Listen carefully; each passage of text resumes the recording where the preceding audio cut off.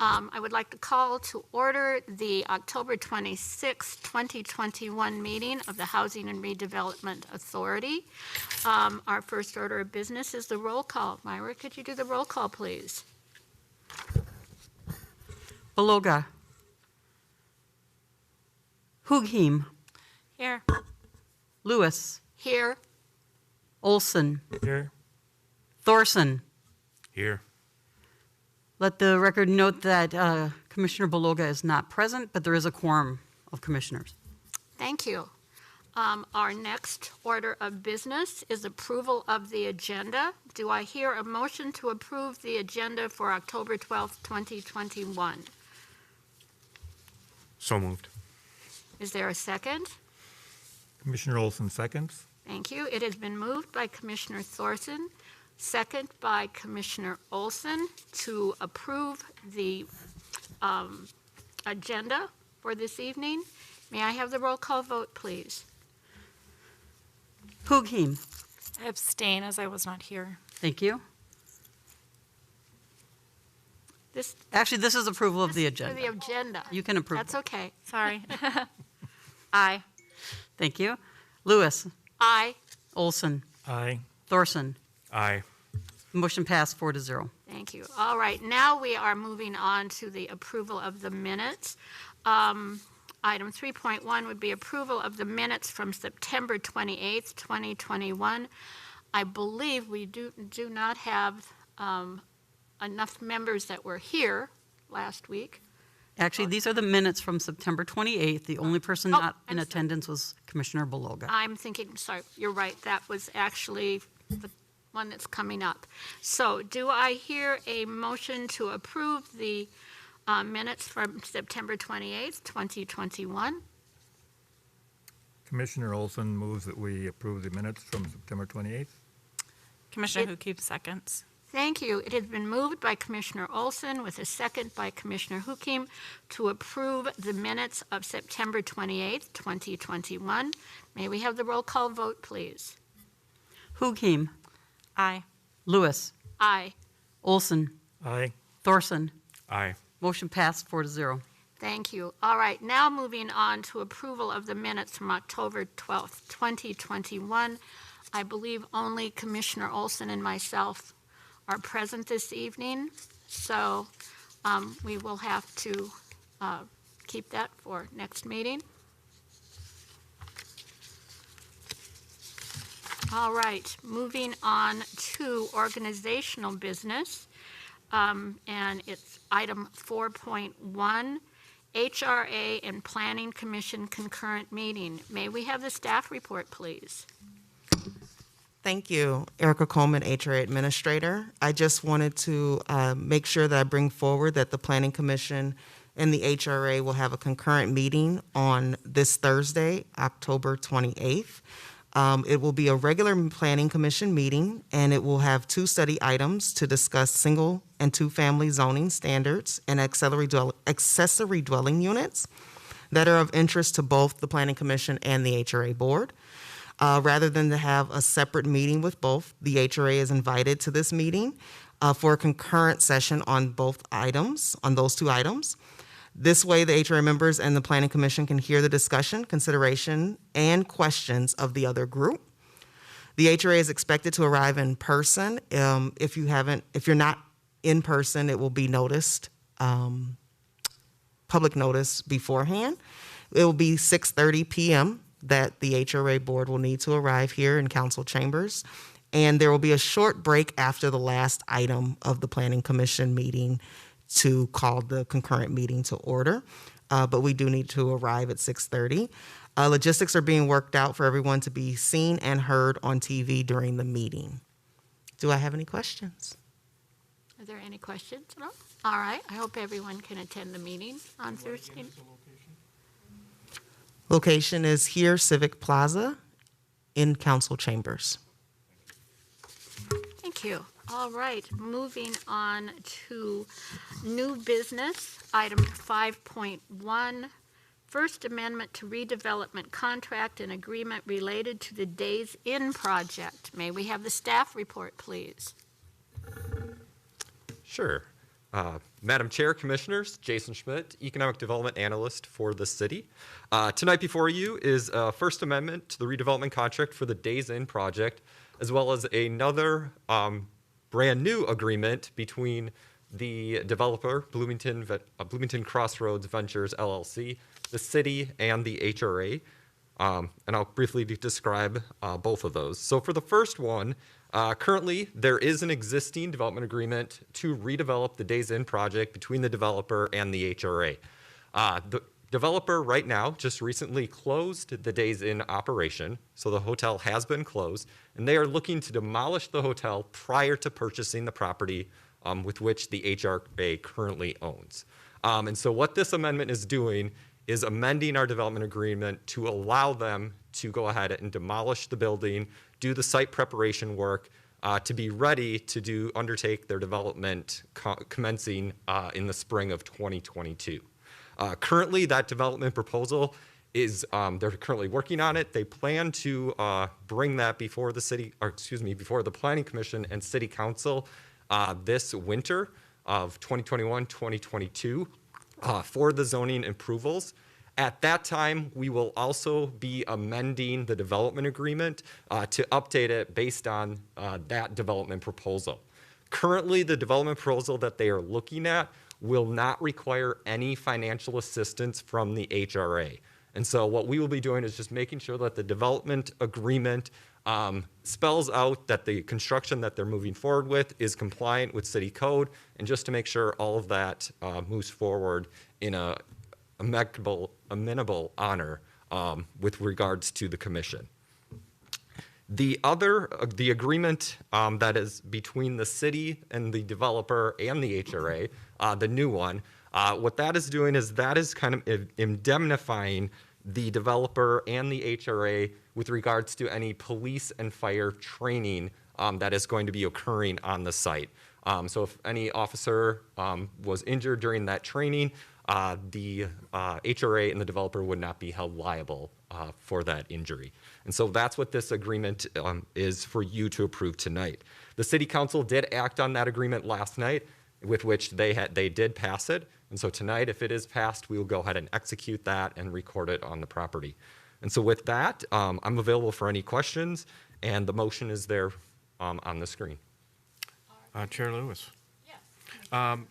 Under the old agreement, was it the HRA's responsibility to tear down the building? I mean, is this, because typically we would, on many development projects, we would take it to the point of preparing the land and tearing a building down. Chair Lewis, Commissioner Thorson, with regards to our development agreement, it was actually the full responsibility of the developer to handle all of the demolition costs, site preparation, and their development as part of our agreement. And under this amendment, that holds true. So the HRA will not be responsible for any of the demolition costs. That is solely the responsibility of the developer. So that was the case under the previous agreement as well? Chair Lewis, Commissioner Thorson, that is correct. Okay, I was just curious. It sounded like a really good deal at first. Thank you. Are there any other questions? Chair Lewis? Yes, Commissioner Olson. Thank you. Just a comment. This project has been in the works for quite a while, and it's a great step forward for use of that land in a good way. And so I'm glad that we're moving forward. Good comment. Yes, Commissioner Thorson? I just saw you reaching for you. All right. If there are no other questions, I would be looking for a motion to adopt a resolution approving First Amendment to contract for private redevelopment with Bloomington Crossroads Venture LLC, an agreement with City of Bloomington and Bloomington Crossroads Venture LLC related to Days Inn Bloomington West Hotel. Chair Lewis? Yes. Commissioner Olson moves the motion that you have just indicated. Thank you. Is there a second? Commissioner Hukim seconds. Thank you. It has been moved by Commissioner Olson with a second by Commissioner Hukim that we approve the First Amendment redevelopment contract and agreement related to the Days Inn project. May we have the roll call vote, please? Hukim. Aye. Lewis. Aye. Olson. Aye. Thorson. Aye. Motion passed 4-0. Thank you. All right, moving on to item 5.2, Home Improvement Loan Program Discussion and Potential Motion. May we have the staff report, please? Thank you, Chair Lewis. Erica Coleman, HRA Administrator. It was previously discussed and a motion passed to bring forward this item for discussion amongst the board this evening, and with the potential for a motion if the board so felt inclined. I wanted to point out that the authority is organized and existing under the provisions of Minnesota statute sections 469.001 to 469.047, as amended, also known as the Housing Authority Act, and an authorizing resolution adopted by the City Council of the City of Bloomington in accordance with the Housing Authority Act. I wanted to clarify that when I am referencing this statute, I am referencing that is the broad umbrella in which we are created under. That does not drill down specifically into how we administer our programs, but it is the broad umbrella. And so in bringing this information forward, at looking at the home rehabilitation, the home improvement loan program, in bringing that forward, it was just a review of a program that from time to time, we do that as an organization, review the program, look at standards and policies, industry standards. For instance, this program is a lending program, and we have pretty much used the Section 8 guidelines and Cdbg guidelines as a standards of practice in determining income eligibility. However, since 2008, there have been a lot of changes to the mortgage industry, and they are ongoing. And one of them in particular is standards of underwriting.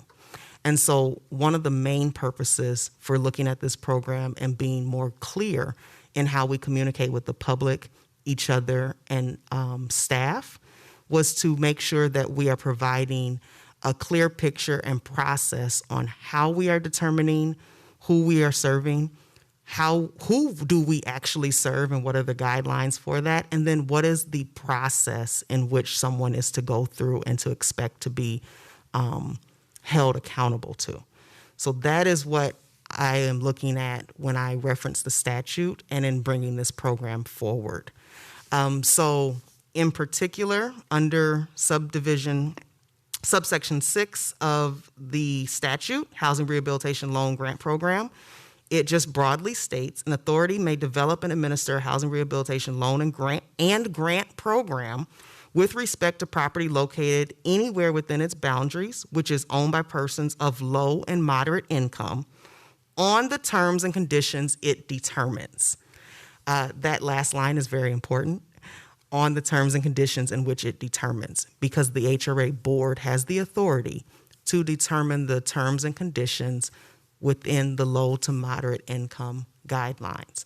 So I am open to having discussion and to allow the board to have discussion, because I think that's the first step here.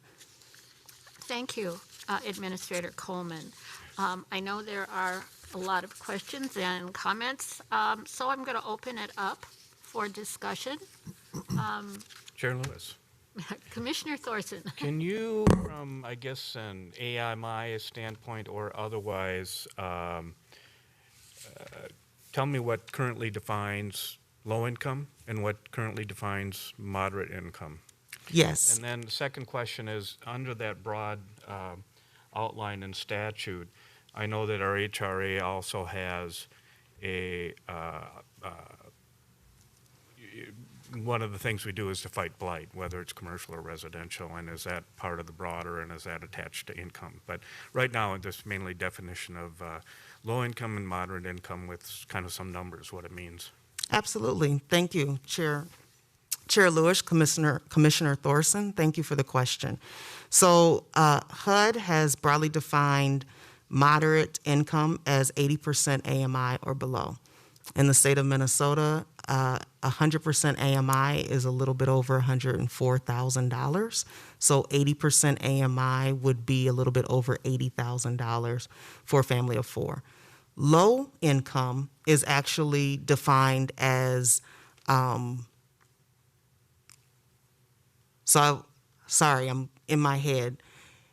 Very low income is 50% AMI and extremely low is 30% AMI. So low income could essentially be 60% and below. So at the cap, usually moderate income is 80% AMI. So a little bit over $80,000 annual income for the family. And that is something that the board can determine. So HUD has 80% AMI, and for a family of four. Minnesota Housing just has for a lot of their programs what they have for their impact fund limits, and it's just 80% AMI. So it doesn't have to be calculated based on household size. It's just household. So that is a determination that the board can make with the program in terms of how do we want to account for income and how do we want to adjust it if we feel necessary. Now, your second question was in terms of, I'm sorry. Oh, just under the broad guidelines, I know that we can address create loan programs and so forth for low and moderate income. That's the first question. The second question, we also have programs, HRAs can have programs to fight blight, and I'm wondering if those are, as it relates to potential residential, blight can be fairly broadly defined, I'm sure, when it comes to residential, but are those also tied to the low and moderate income? No. So blight can be very broadly defined, but I can tell you in Minnesota state statutes, there are definitely definitions for blight about a substandard property within a certain location and what the other properties within that location are. We use that much in residential settings, the term blight? We do use the term blight in residential settings. There's a lot with that, as that can be a loaded term, very loaded term. But we do use it in residential settings. And I can say for the HRA, in terms of blight removal, one of the main things that we do is when we purchase substandard property and look at removing the property, tearing the house down, and selling the lot. In terms of this program or these sets of programs in terms of home improvement, the HELP program would actually be addressing external blight, so something that we can actually see. However, that currently is a loan. So thinking of how the HELP program is currently set up at a maximum of $2,500, you must have an equity match in your house to apply for it, and you must meet the income guidelines. You still have to pay it back. And so are we really adjusting for low, moderate, and or blight, or are we creating something that could be more of a burden to use? Yes, Commissioner Olson. Thank you. If I could do a follow to Commissioner Thorson's comments and Administrator Coleman's response. A number of things in our materials in describing this program, which is quite extensive, suggest that health and safety are one of the triggers for us to be looking into taking action. And in our governance here in the city, that tends to be the Environmental Health Department. Is that the way that this tends to go? Do we get referrals from them? Is there communication back and forth about that? Or do we have some responsibility directly as a board? Thank you, Chair Lewis and Commissioner Olson. It's not just environmental health. That is the main regulatory arm that does do inspections on property or receive complaints is our Environmental Health Department, but it's also our Building and Inspections Division. And so we do have quite a bit of conversation referral and engagement with our environmental health division. And one of the things is I have a list right now from environmental health of about 10 homes. That's just the homes that are really in need of some help. 10 homes that have a range of concerns that are considered health and safety. So whether that is exterior, such as peeling paint, or interior, such as plumbing or stairs, that's like a trip hazard, or mechanicals. And usually these properties that environmental health are coming to us are because, one, the homeowners may need a little bit more help in applying for any program, just due to age, income, house condition, multitude of things. They may need a little bit more help. Two, environmental health doesn't have very many tools in their toolbox to assist a homeowner that may be elderly, on a fixed income, and possibly have additional physical limitations. And so what happens is if it has to be done and it's violating city code and it's ongoing, environmental health's tool has been to contract for the work, get the work done, assess the homeowner's property taxes through Hennepin County, which is at an 8% interest rate.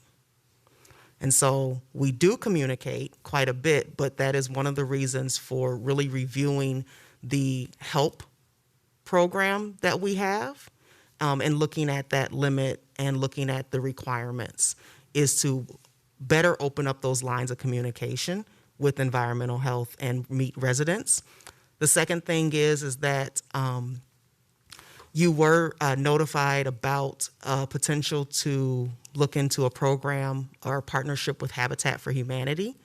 That is still in discussion, but that would be a brush with kindness, and that would be providing some funding to Habitat for Humanity, a brush with kindness program where they would actually go out and assist homeowners who meet the criteria in Bloomington with some of these issues or concerns, and that also would be a forgivable mortgage that they would have.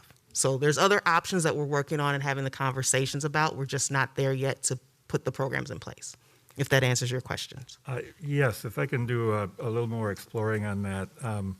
In the packet, there's references about red flagging and about electrical and heating. Is that the other one?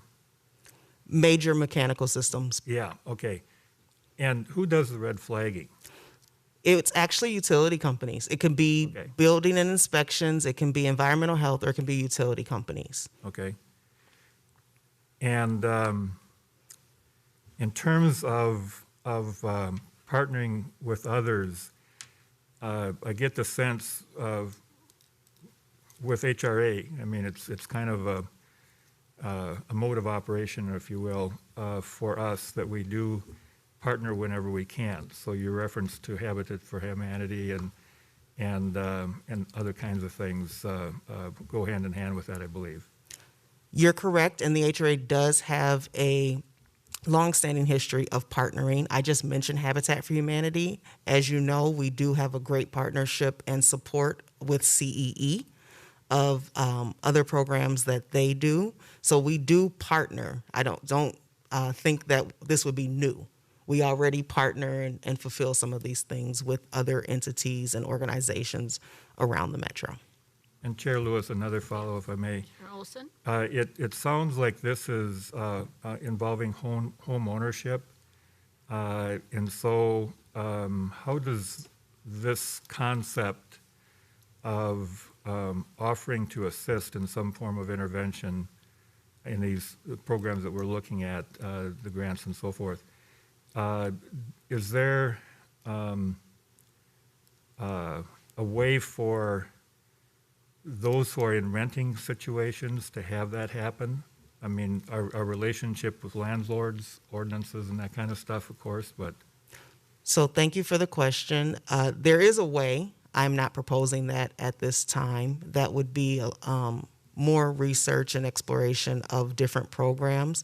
But I can tell you that when there usually are programs that offer rehab for a landlord situation, there comes restrictions that we would place on that property in terms of maintaining affordability for a certain period of time, offering the property for sale to the tenant first if you choose to sell the property within a time frame after getting assistance. So there are options. There's not much available for a landlord looking to fix up a single family property that they do not owner occupy in Hennepin County right now. I can tell you that. Okay. And I'm not proposing that right now. I'll corral my head into that zone. Thank you. Are there more questions? Yes, Commissioner Hukim. Thank you, Madam Chair. I just wanted to kind of maybe open up a discussion a little bit on this the AMI, especially in bigger families. That really kind of is a tough one for me, just because I know that's what they do too with lunch programs. And I look at families that live together, and you are supporting, maybe elderly or whatever like that, and you have multiple people, and 80% is just, not enough to cover how many people are in that household. So I would like to open the discussion to other commissioners on kind of what you guys are feeling on that, and see if that's where we want to stay, is where it's at now, or if we want to maybe, detail that a little bit more depending on, household size. That would be.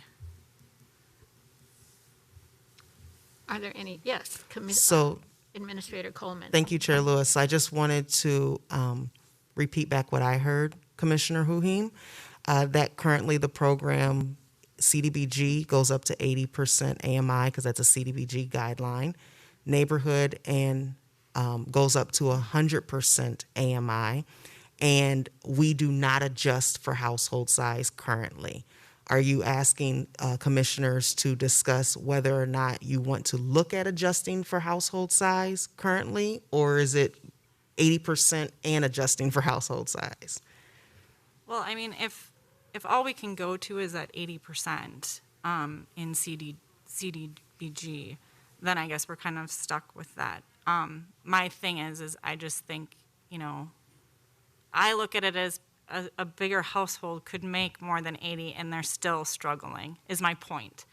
I guess that's where I was going. But if that's as far as we can go, then we're kind of where we're at. So Yes. I hope you understand what I'm trying to Yes, say. so for CDBG, 80%. For neighborhood, we go up to 100%, and I'm not proposing we change going up to 100%. I'm still proposing we continue to go up to 100%. I'm just saying that if we go up to 100%, that a household would need to additionally provide a denial from a Minnesota housing lender that says, I went to look someplace else and I could not get a loan. They said they will deny me. So now, HRA, your mission says that you're serving people who are not adequately served by the marketplace. I'm one of those people that's not adequately served by the marketplace. That's what I'm proposing.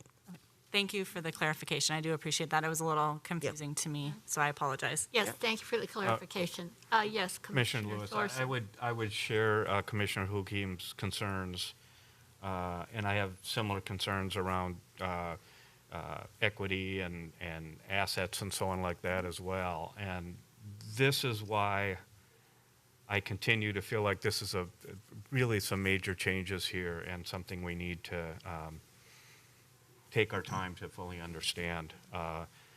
There's just, I'll just say a broad comment. There's still a part of me that looks at the proposal and feels like we are not fully understanding all kind of household and family situations and taking them into account. Can you move that a little closer, Mark? Your mic? What's that? My mic is Your on. mic a little closer. Oh, sure. please. So I think it's worthy of continued discussion and see how we can meet those needs. I understand that on the neighborhood program that we can go up to 100%. I don't know if, to ask people to go through that extra process of being denied elsewhere, I'm a little hesitant on as well. But again, we're in discussion mode. Okay, Thank you. And I would ask, I'm going to ask Chair, I hear your concerns, Commissioner Thorson, and I know other people have concerns too. I think what we need to do, however, and this may require tabling this for another evening, but I think we need to come with specific questions. I think making broad statements. I know things bother you, but it's a little vague what's bothering people. So it's, I think, harder for like Administrator Coleman and her department to really answer our concerns if we can't be specific as to what we want to see reviewed. Yes, Administrator Coleman. Thank you, Chair Lewis. If it'll help, I can start to walk through each chart, and we can walk through each of those items, if that would help. Would that, Commissioner? Commissioner Lewis. Or just, you're next. Commissioner Hukim had her finger up. Thank you, Madam Chair. I think that would help. The one thing that I guess I did want to, and now I think I lost my train of thought, but I was just going to say that, my question was with the 100%, if we go to that 100% and with the denial, will you, if they apply, like, let's say they're wanting to apply, they're at that 100%, are we going to offer them the support and the tools to find those lenders, like Minnesota Housing Network? Are we going to guide them? I mean, obviously, I would assume we would, but I'd like to hear that in confirmation that we're going to guide them. You know, even though we can't help them right now, we're going to guide them to get all the help they need, and then if that doesn't work, we're here to help them. I guess that's a specific question I would like to ask. Very good question. Yes. Thank you, Commissioner Huhim. So, yes and no. So it's not up to staff to necessarily hold the hand before the application process, so to speak. And the reason I went with Minnesota Housing Approved Lender was because you can go to their webpage or you can call Minnesota Housing and you can put in your zip code and it'll give you a whole list of Minnesota Housing Approved Lenders. And the reason I also went with that was when I was speaking with our general counsel, we wanted to try and say reputable, responsible, like we didn't just want any lender that might, not be up to par. So that's why we said it that way. And so that's really going to the webpage, and it's just one lender that you would need to get a letter of denial. I will say one of the things is we are not based on credit. Mm-hmm. And so it is a higher likelihood that you go to a Minnesota housing lender, which would be based on credit as well as other things, that you may get denied because we're not looking at people's credit. Right. So that's Thank you that for part. that. Yeah. Just can I follow up quick? on that? Yes. My only concern is, and I understand we are saying, age 55 plus or fixed income as primary, those are some exclusions. But I do worry about that group and even some of the younger groups and of our minority population of the access to the internet, number one, and just the understanding of the internet. So just kind of some concerns I have is I understand that it's hard for staff to walk through, but I also feel that that's part of, as HRA, that's part of what we need. We need to help our residents and help our community, and how can we do that the best? And I'm not saying, trust me, I understand that staff is overwhelmed, but I'm just wondering if there's some resources that can be provided, just mailed out to them even, or something they can just stuff it in an envelope and send it to them if they call with a question or something. I guess that would just be a concern that I do have. Yes, so thank you. One of the things that I am working on and looking at is growing our relationships and partnerships.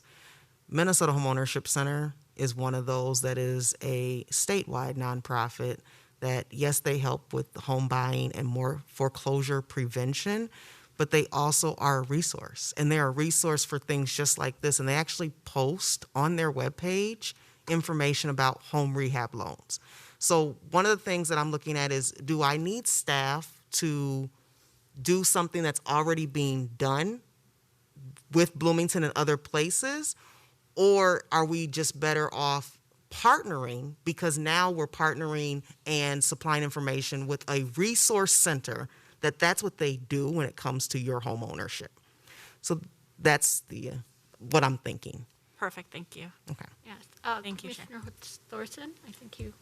Oh, I was just going to comment that I was assuming we would begin to kind of step through each, and that would allow us to get more specific in our questions rather than the overview questions. And I think what's difficult here is if we change one thing, it impacts, I mean, this is a package of things that people have to for qualifying. And so each one, we can discuss each one and come up with a number, but then we could look at the whole thing on balance and say, oh, it's, Yep. still doesn't feel right. But I think that's a good way to start. I'm supportive of it. All right. Commissioner Olson, did you have? Thank you, Chair Lewis. Given where we're aiming, and maybe this is out of line, but it'll be short.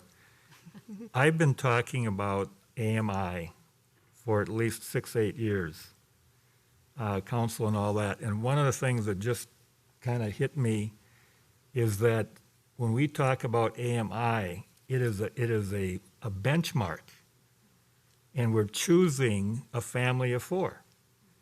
So in addition to people who are family households who are bigger than that, what your question is very important, I think. And then going the other way, what does it end up meaning? So if we have somebody moving into, for example, is it Lindell Flats we call it? On Lindell, yeah, by the Dairy Queen.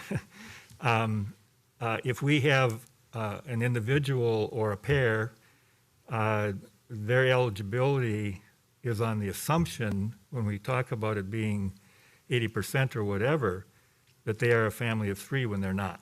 And so I think it just ends up meaning that this is more complicated.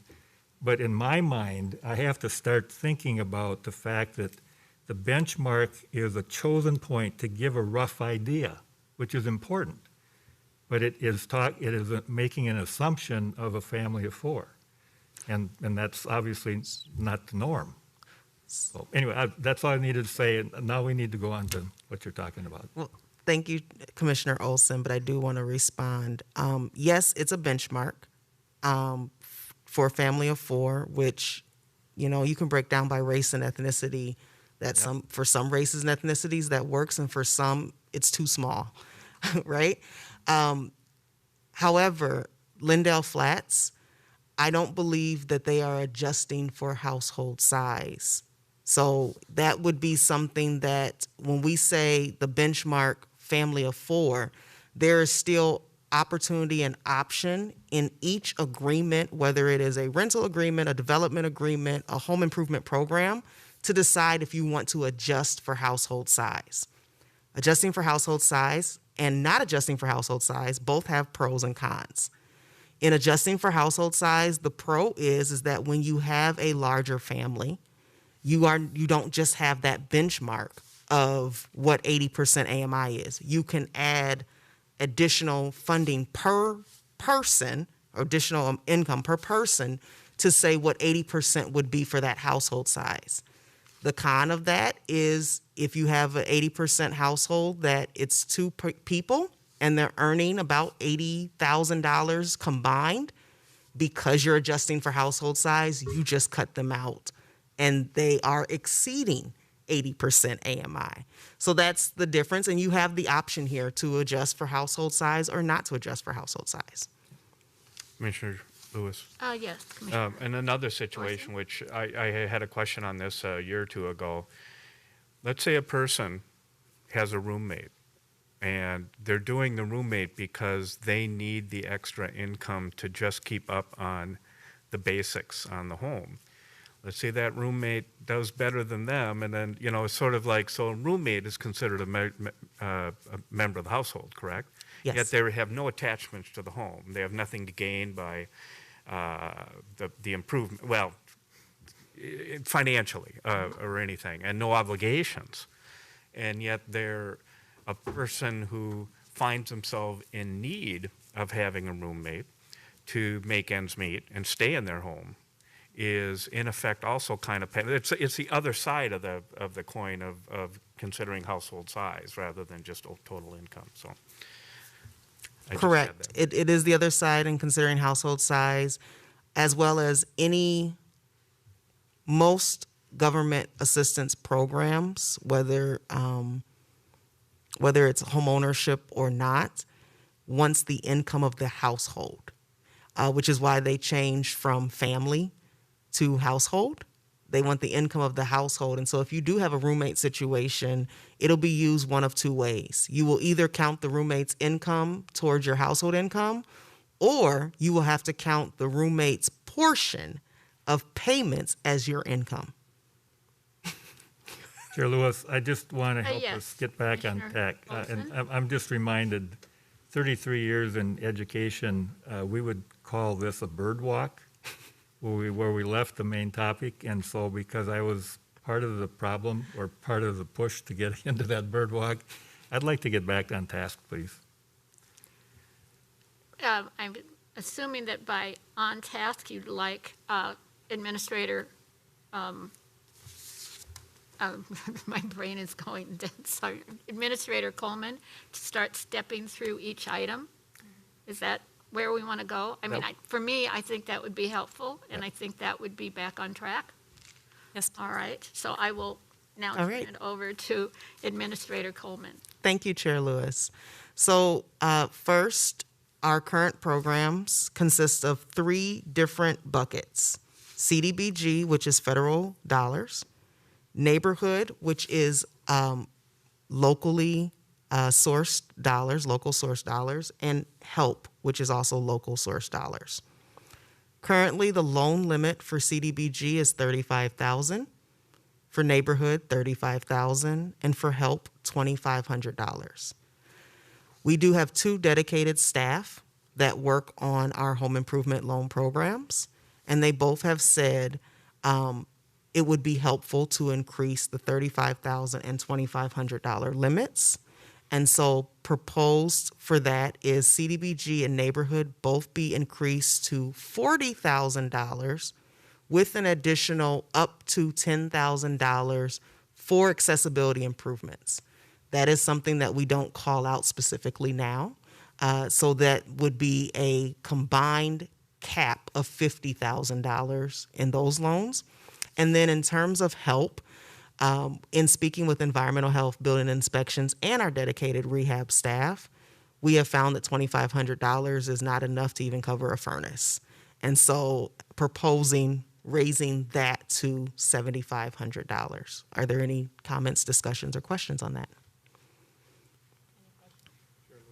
Yes, Commissioner Hi. Gorsuch? Chair Lewis, for the additional $10,000 for accessibility improvements, how is that determined? Is there a way to ensure that, are accessibility improvements defined, and is the need for those accessibility improvements something that we can track? And I always try to think about if somebody finds a loophole and decides to call something an accessibility improvement, but really they want to build a new deck or what, I'm not quite sure, but. Yes. So thank you, Commissioner Thorson, for your question. Very simply, in the very detailed manual being proposed, accessibility improvements would be called out and laid out as to what those are. Also, there are inspections of the work, the scope of work. Currently, the program, the scope of work is written up by staff. That would stay the same, where staff has done an initial inspection and provided a scope of work based on program-approved guidelines of what is eligible, as well as funding source requirements. For instance, Cdbg, there is a requirement for lead-based paint remediation, so those types of things would be taken into consideration, and at that point, accessibility improvements would be considered by staff and included in the scope.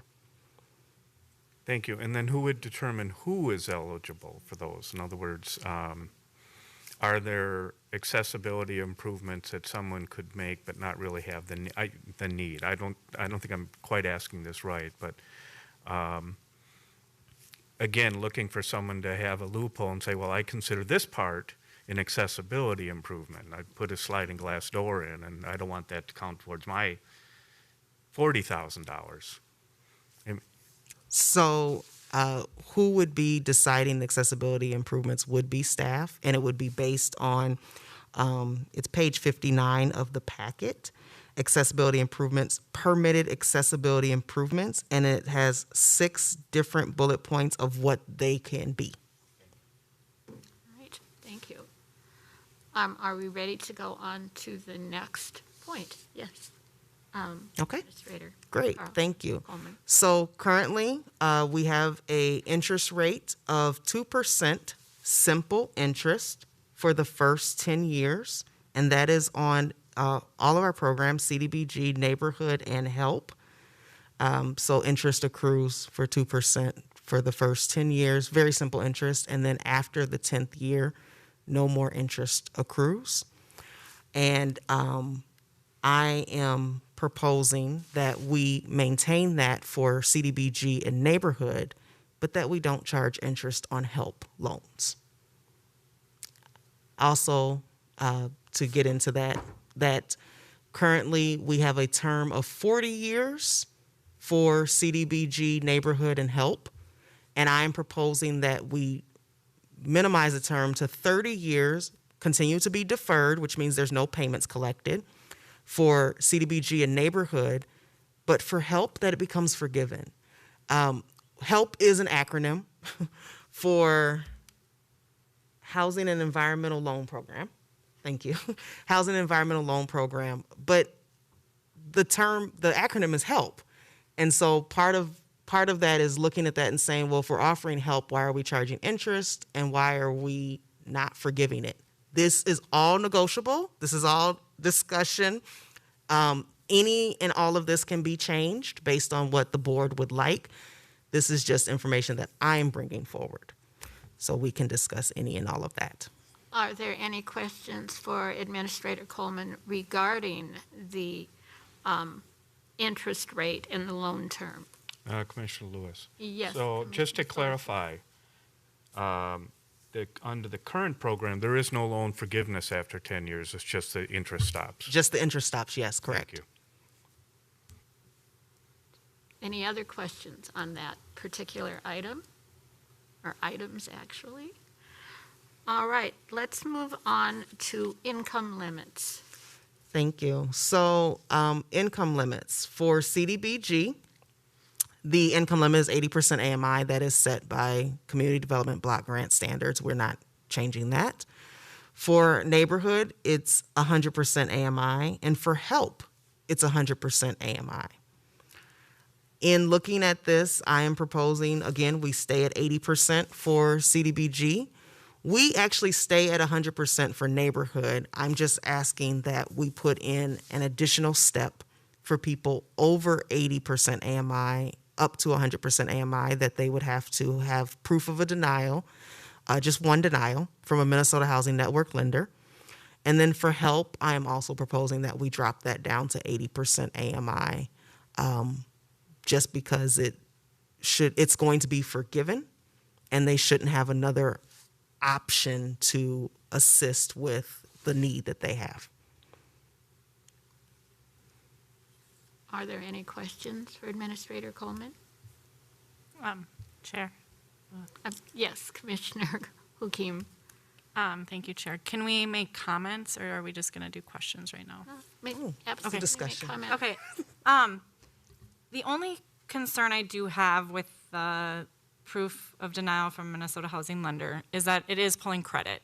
For a lot of people, that's a big deal. It's taken them a long time maybe to get credit, or they're working on their credit, and now we're just adding another ding to them. So I just kind of want to open that for a little bit of discussion of how we feel about that, because, like I said, in order to do that, like you had said, that they will pull credit. And I know for a lot of people that is a big deal, and it should be.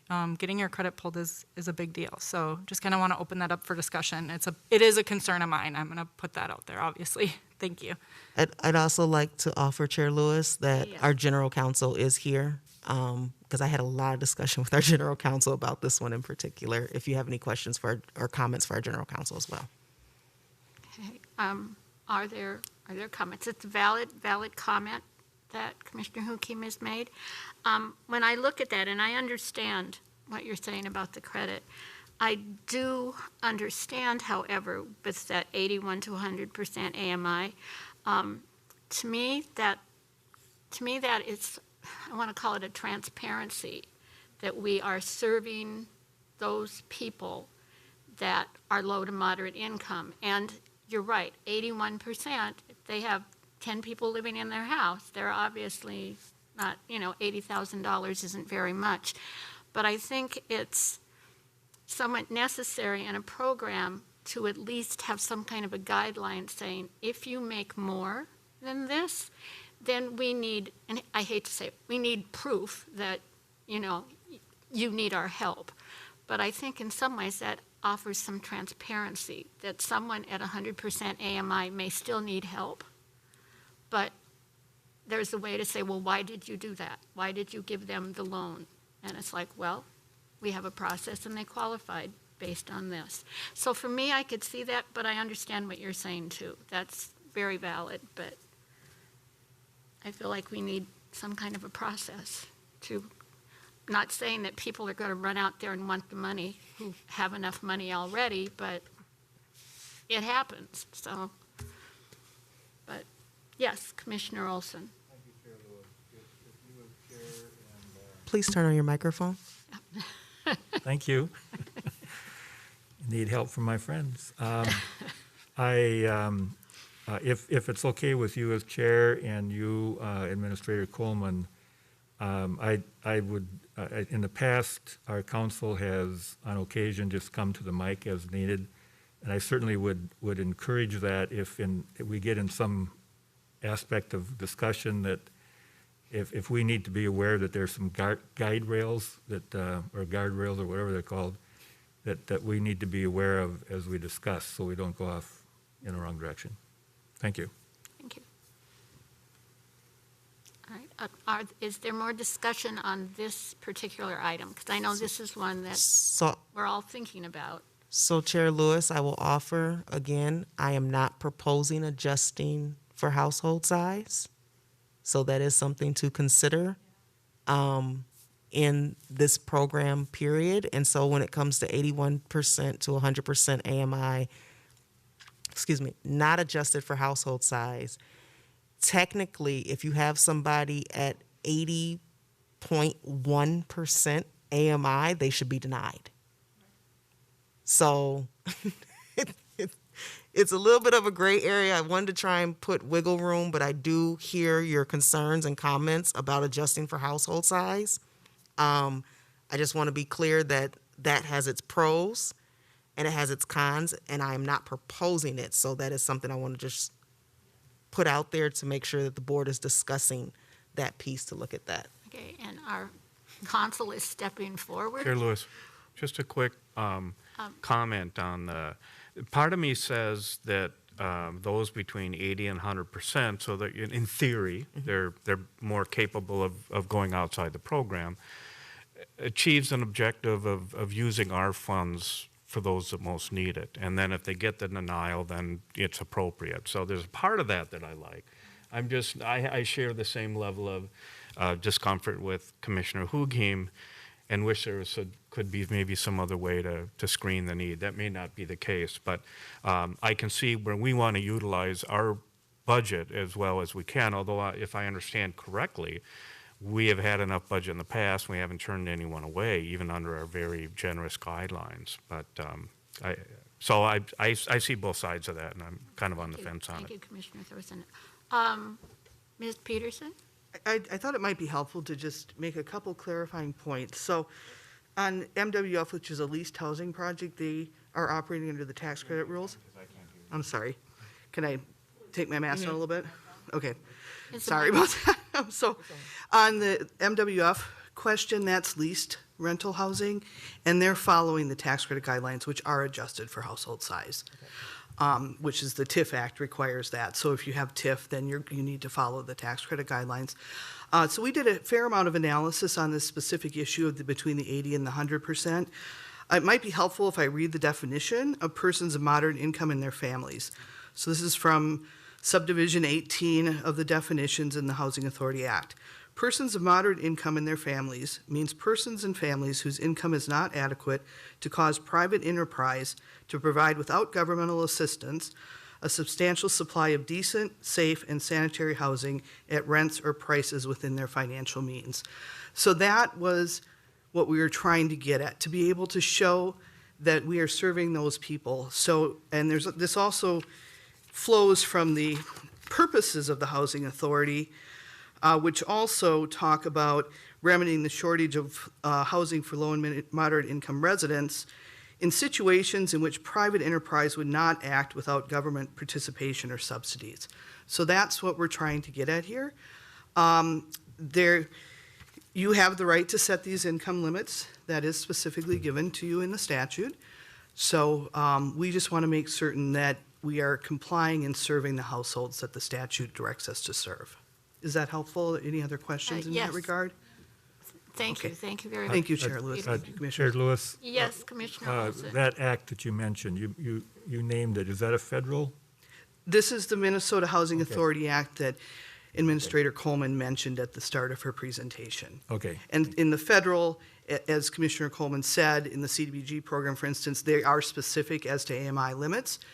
The Minnesota Housing Authority Act is not specific. It allows you to set limits, but you need to set limits within these definitions and these parameters.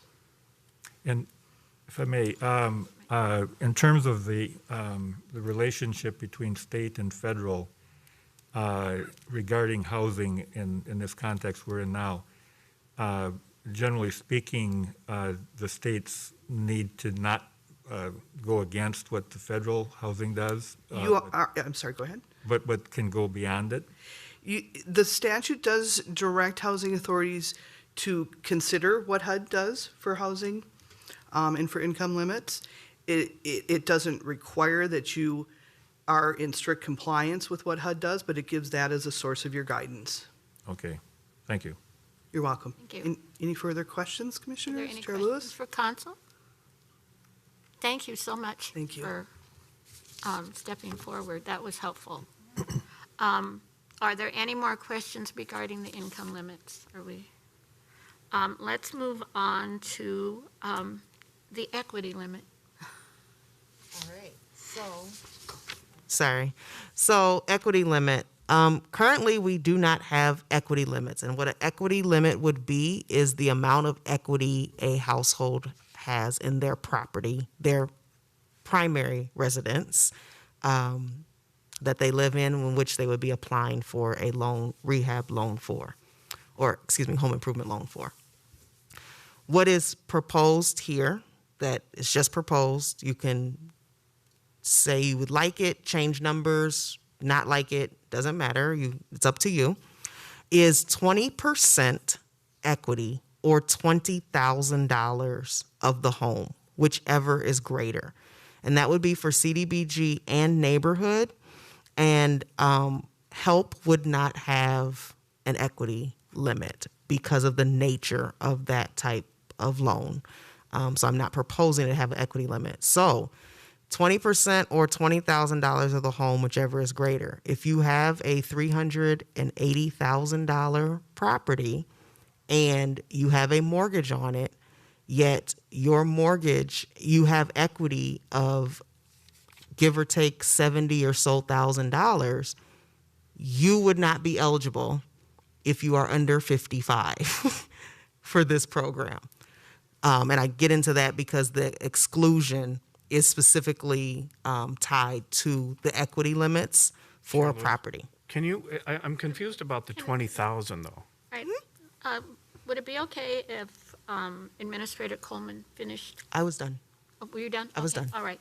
Commissioner Thorson, I just want your last I comment. thought I was asking something directly related. You were. Okay.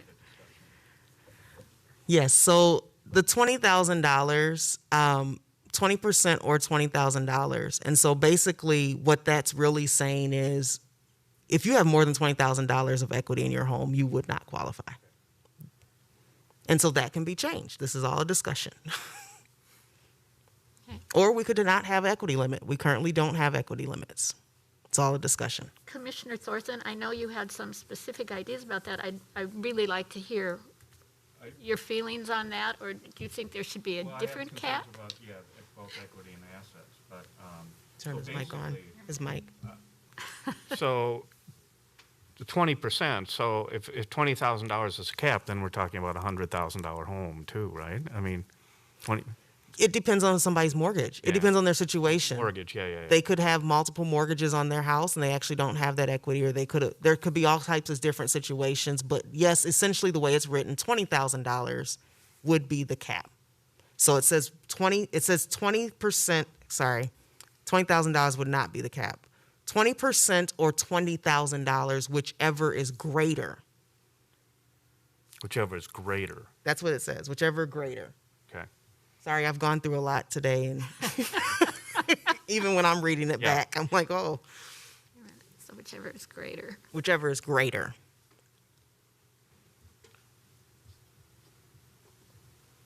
Are there, And I have no further questions. okay, so that clarifies that. Are there any questions or any other questions to clarify that?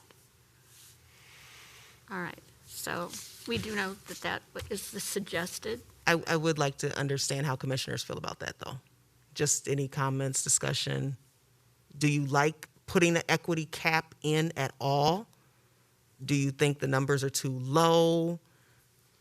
I would like to hear what commissioners have to say about that. Chair Lewis, Yes, there's just a Commissioner part of me that feels like there are so many different situations out there that exist that we probably don't even completely understand, where people have needs and don't fit into these tight little categories. And I think part of me is like, the housing market is crazy right now. For some people, that's all they have is the equity in their home to rely on for the future. But it doesn't mean they don't have needs. And it doesn't mean the neighborhood doesn't have a need for them to also improve their properties. And part of it is, I view particularly the neighborhood program as something that benefits not just the individual, but the neighborhoods, and often spurs other people to, make improvements to their home who can maybe better afford it. And so I think it has a lot of advantages to neighborhoods, not just the individuals. And so, but the main thing is, it's really hard for me I can picture there's a lot of homes. I live in a very modest neighborhood, but it is on the west side, so the values are a little bit higher than maybe an equivalent home. But if I picture somebody 45, maybe underemployed, and have a need, and they could completely fall within the 80% AMI, and yet they have been there long enough, they have some real equity in the home, and they just happen to be in a neighborhood that the value has gone up quite a bit, and so it, and that we get into, the other aspects of the program. So I feel like we're trying to make a decision on something, and we don't fully understand all the different aspects out there of what people who truly have the need are experiencing, especially in these odd times we have right now of underemployment and so forth, and crazy house pricings. So I'd like to respond, Chair Lewis. So yes, thank you for that. I would like to offer a couple of things. One, we need to decide as a board, who are we here to serve and what those parameters are. Two, we cannot serve everyone as a Bloomington resident, nor are we tasked with serving everyone. There are other loans and grants at the state, county, and local levels that people in Bloomington can access right now. So that's where I come back to, we want to try and put parameters in on who we're trying to serve, but I do understand there's scenarios that we just are not going to be able to think up or account for. But if we look at who we're trying to serve with the understanding of the other programs that do exist that have grant options as well, especially for people of lower income that may not take equity into consideration, those programs do exist. Are they as easy to apply for as being able to contact HRA staff on the phone? Maybe not, because you're looking at some larger organizations. However, they are available. And so that's one thing that we want to keep in mind and consider, that we're not the only program and we cannot serve everyone in Bloomington. And now as Commissioner, you next, but as Chair, I'm just, make a comment as Commissioner rather than Chair. I understand what Mark is saying. I understand that desire. But I don't think there's any way that we are going to be able to understand all of the different situations that can arise. And I'm not suggesting No, that. I'm I'm not. just saying It's that just- in I'm coming just- up with the right number, So in my mind, this, okay, I'm looking at it, this might be low. Maybe we need to adjust it, but I think we still need that guideline to sort of make here again, the transparency of we're here to serve a certain population. This seems low to me, but Okay. I don't know, but maybe we can adjust it.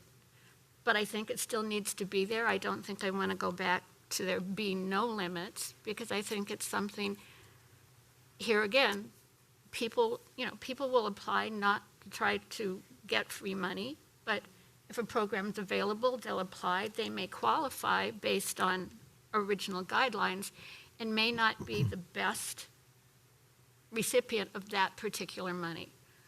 Not that they don't deserve to, improve their home or whatever, but we need to have some kind of guidelines so that we can try to focus on the people that we are trying to serve.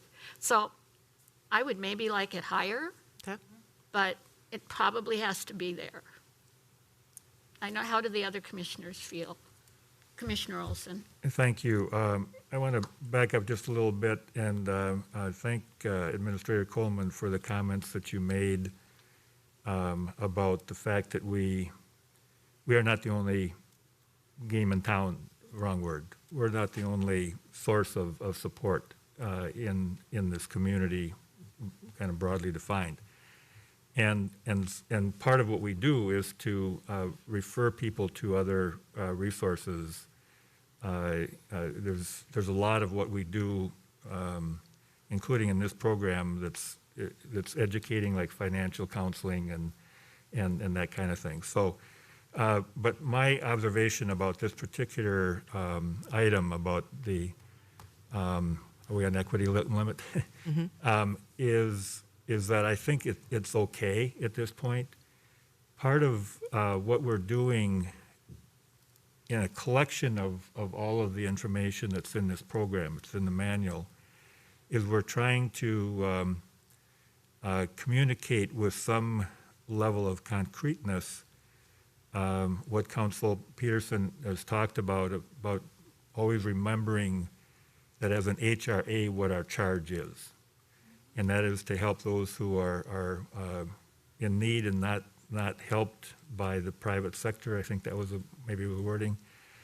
And so to answer your question, I'm fine with that amount for now.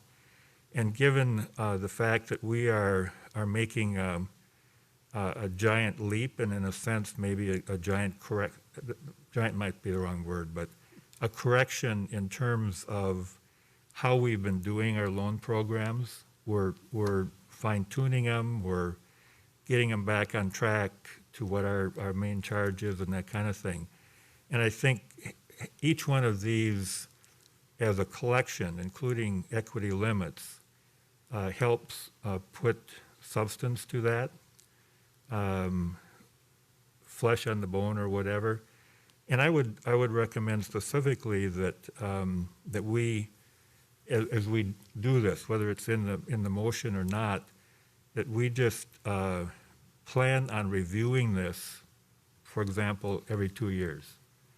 You know, we spent a lot of time within the last 12 months, I guess it would be, looking at what our strategic plan should be in the future. We've looked at how we are organized as a board and that kind of thing. And I think that also needs to be something that we don't see as being in cement, but that we are adapting to factors that we've talked about, you know, like household size and so forth. It's been a helpful discussion for me, and I think that coming back to this later on, we will be better versed in what the issues are as a big picture, and then we can focus on what we want to maybe surgically change. Commissioner Hukim? Thank you, Madam Chair. I would like to very much agree with you where I do think that it needs to be raised. That's just my personal opinion. I think that it helps a little bit to maybe get some of those situations that we don't understand and gives them that opportunity. I want to be very careful that I totally, if anybody who knows me knows that I am very much about equity. But at the same time, people get missed when we put too many requirements on things too. Because just because they may have that equity in their house doesn't mean that they can go to the mortgage company and ask for it. So let's remember that that's kind of what we're saying to them is because you have this equity, in a way, as that homeowner, they're saying, well, now I have to go refinance to get this loan, which can be difficult too. So I just want to make sure, I want to agree with the chair here, and say that I'd like that raised, just to kind of maybe catch some of those people that might be in that little bit of a gap, that still need our help, but I guess, I hope that makes sense, but I'd just like to, I agree with raising it. Yes, I would agree with Commissioner Hukim. Administrator Coleman? Yes, can I have any suggestions on that number? What can we raise it to? Chair Lewis.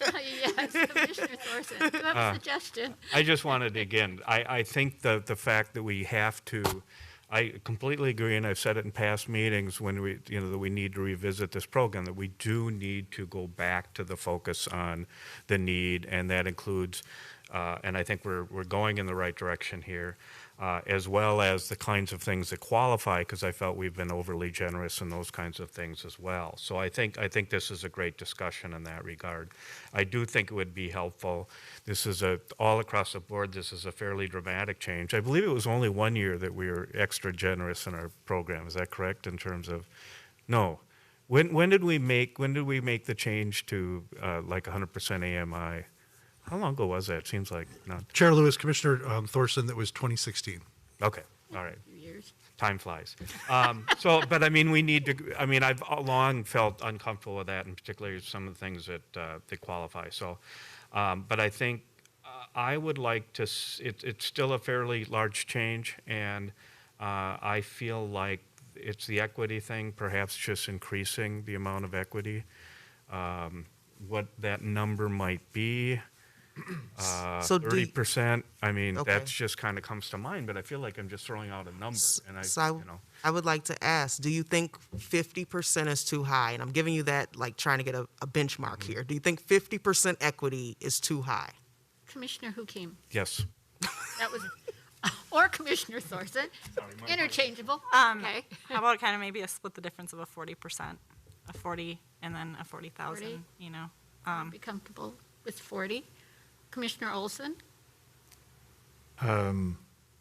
You were fine with 20, but. Well, I was fine with the principle okay. of setting that. And so, and I, I think part of this, and I don't know if this is something we can ask staff to do, but part of what we're talking about is, in terms of serving the people that we are charged to serve with, is what is the total budget going to be able to accomplish?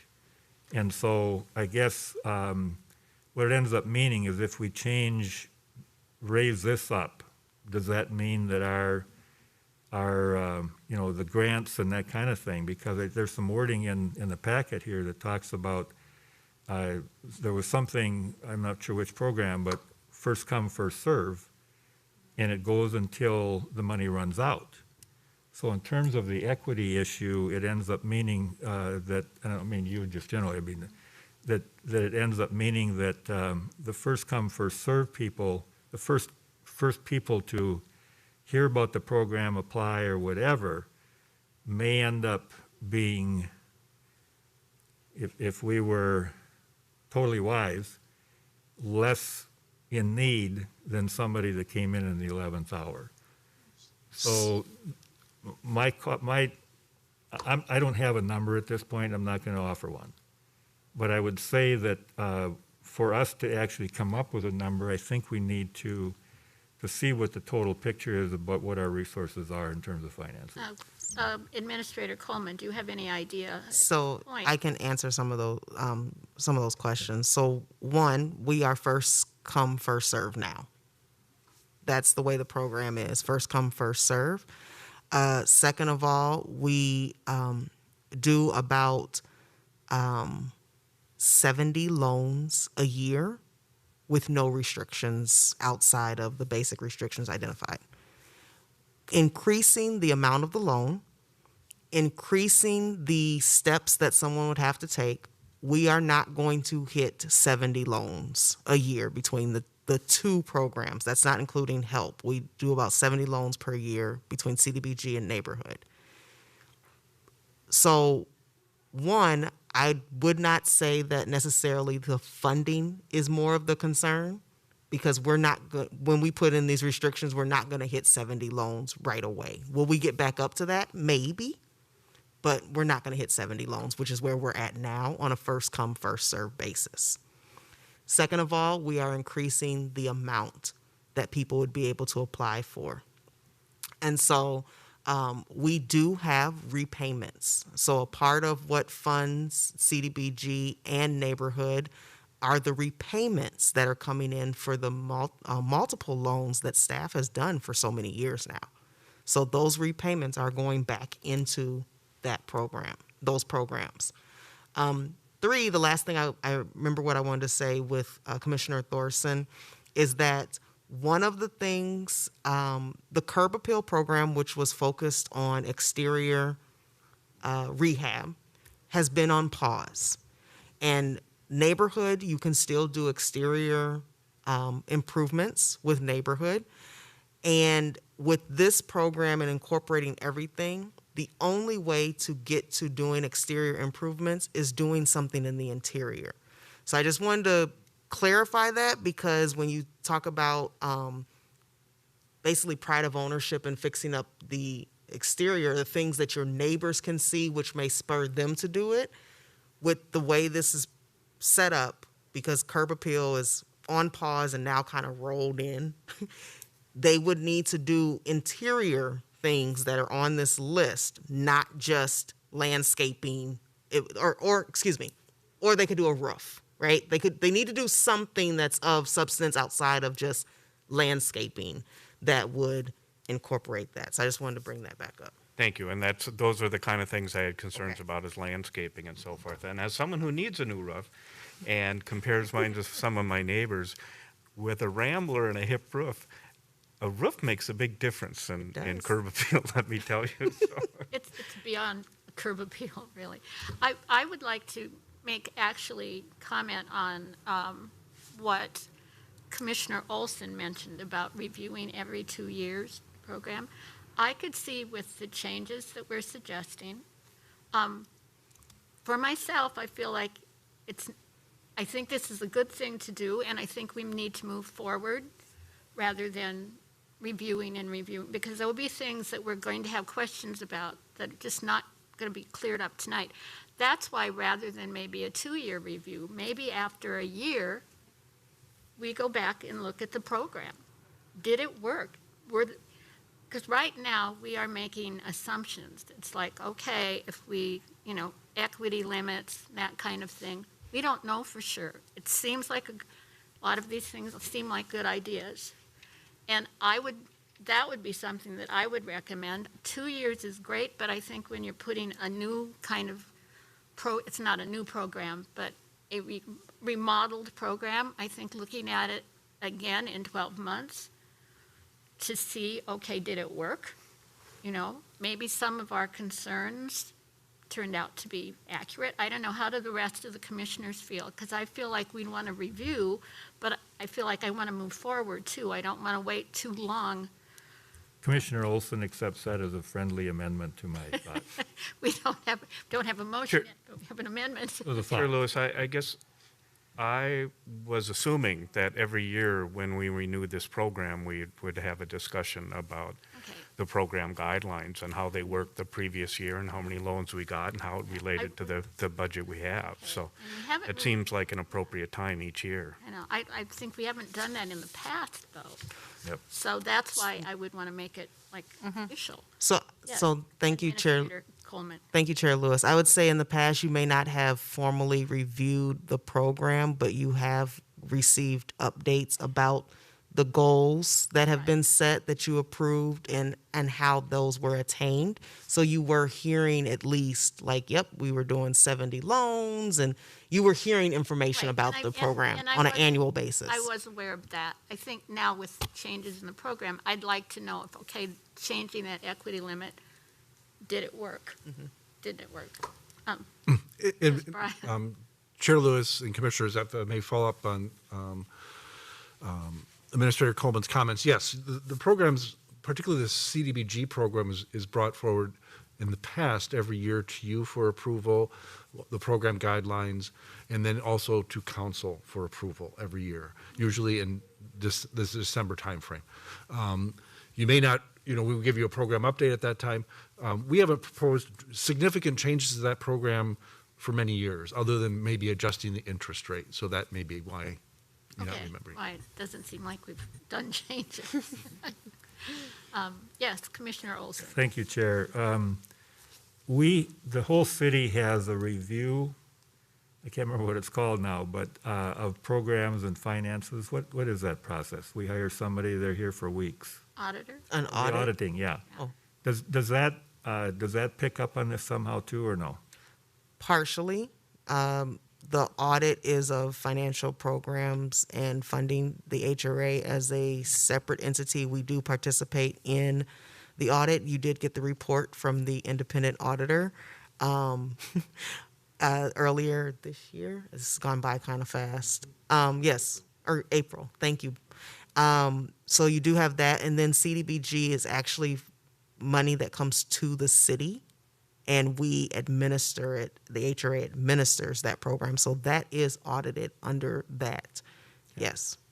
And then we have a separate audit as an HRA, considering we're a separate entity.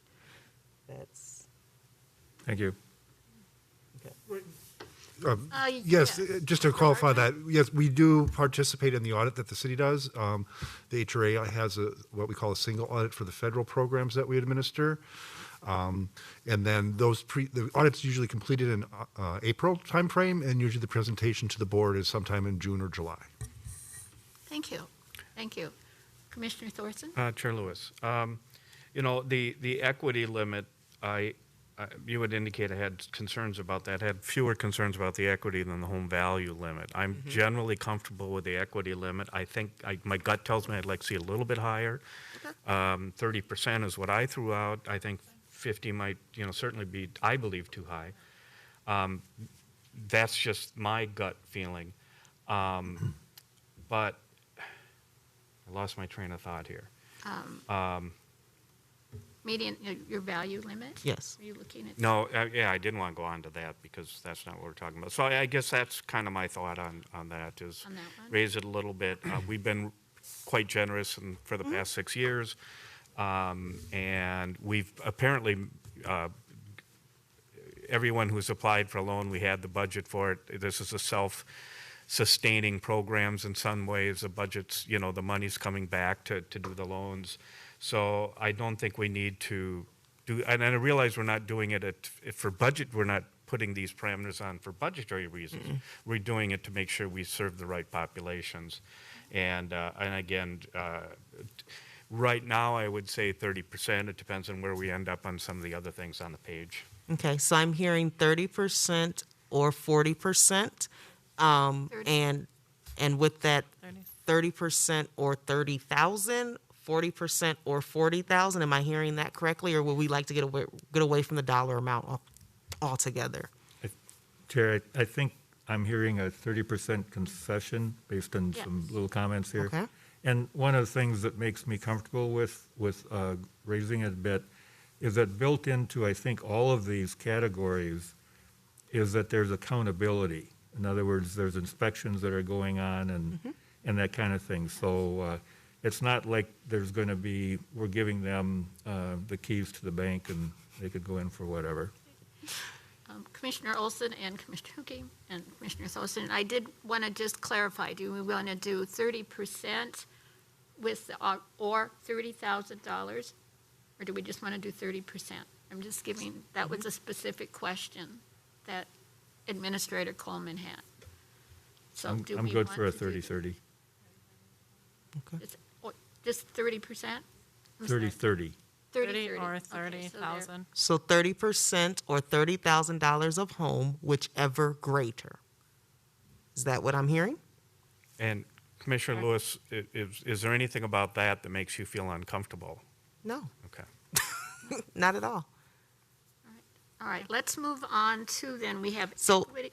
I want to, sorry, Chair Lewis, I want to jump really quick just to the value limit, Is that- because we don't currently have a value limit. And the reason this is in the chart this way is because in discussion with not only HRA rehab dedicated staff, but also the city assessor, also environmental health, this has come back and forth, that the assessor, the city assessor, has proposed there should be some type of limit. And so I had mentioned, well, we can do value limit or we can do equity limit. And I want to be clear, I'm not proposing both. I'm proposing or. And so if you do the median home value limit by city assessor, so that's just saying the authority of the city for that. Right now, the median value for a home in Bloomington is about $340,000 or so. And so if we align with that, we would for sure cut out homes that are over that. But we could potentially be harming people that need that help, and that would not address equity. So they may not have the equity in their home, but if there's a value limit, then their home wouldn't qualify.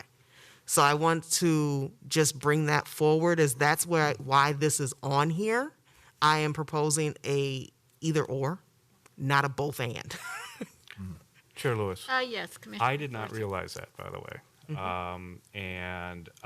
That if we were to go simply with an equity limit, which I think makes sense, because there's some kind of indication, whatever that number we come up with in the end, that gives a sense of how much available they might have to do this on their own. Whether it's hard to get or not is a different thing, but they have equity. Without the value limit, and none of us really, I don't think want to give loans to $1 million houses, but Not if we can help the it. either or makes me much more comfortable. Okay. And makes it easier to, I think, tweak this program, Like- come up with a number for the equity limit, tweak it in the future if we need to, if we're seeing that, we're still either serving people we shouldn't be, or not serving people we should be. So I guess, having said that, I just would indicate that I'm in favor of using an equity limit and not having a value limit. Okay. Okay. Yes, Commissioner Hukim? Thank you, Madam Chair. I agree with that I would rather the equity limit versus the value limit. All right. Okay. Same for Commissioner All right. Olson. I would Great. concur. Thank So, you. All right. So we've taken care of value limit, So I want to jump back up to asset limit. asset limit. There we go. So currently, yes, go ahead. Probably exclusions at the same time, kind of. Yep, put we it can. together. Well, first off, let me just equity match. So since we've talked about equity, there currently is an equity match in the programs that says if you want the minimum loan amount you want to borrow, you need to at least have that in equity in your home. With what I'm proposing with an equity limit, I'm saying remove equity match altogether. If you had it, just remove equity match.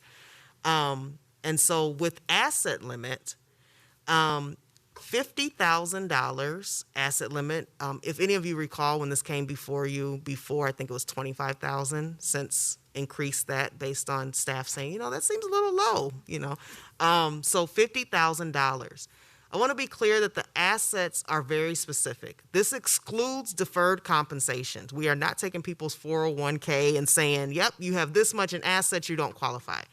It excludes deferred compensation. It also excludes one vehicle per adult. So take me, for instance, I have 2 vehicles, but I also have a 19-year-old. He's technically an adult. So that would exclude the 2 vehicles from the asset limits.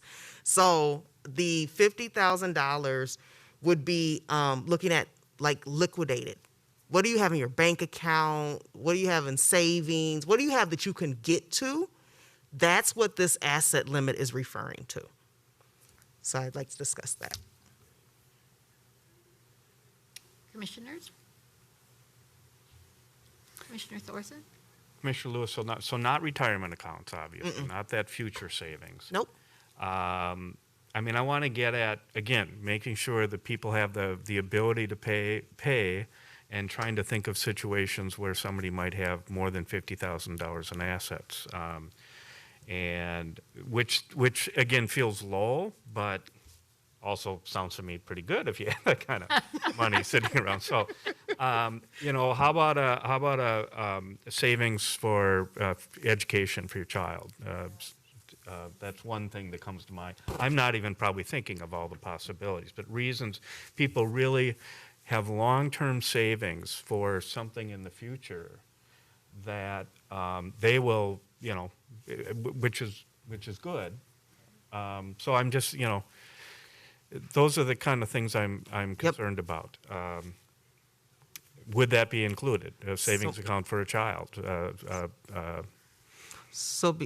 education savings account. So because usually savings accounts outside of the City of St. Paul having the one for children, or at the state level, there's a first-time home buyer savings account that a lot of people don't know about just yet. But the phrase, or the explanation would be, gross assets must not exceed $50,000, which excludes one automobile per adult that permanently resides in the home. Gross assets include the cash value of accounts such as money markets, personal savings, checking accounts, investment securities, stock, current market value of all interest in real estate, annuities, life insurance policies, and certificate of deposits. It does not include balances of 401k funds, pensions, or other deferred compensation funds. Income received in the form of disbursements from 401k funds, pensions, or other deferred compensation funds does count towards annual household income, however. So technically, usually you would use a money market or certificate of deposit for education account for a child. And so, yes, that would be a part of that included in the assets. And there's, Chair Lewis, there certainly is a part of me that believes that if you can,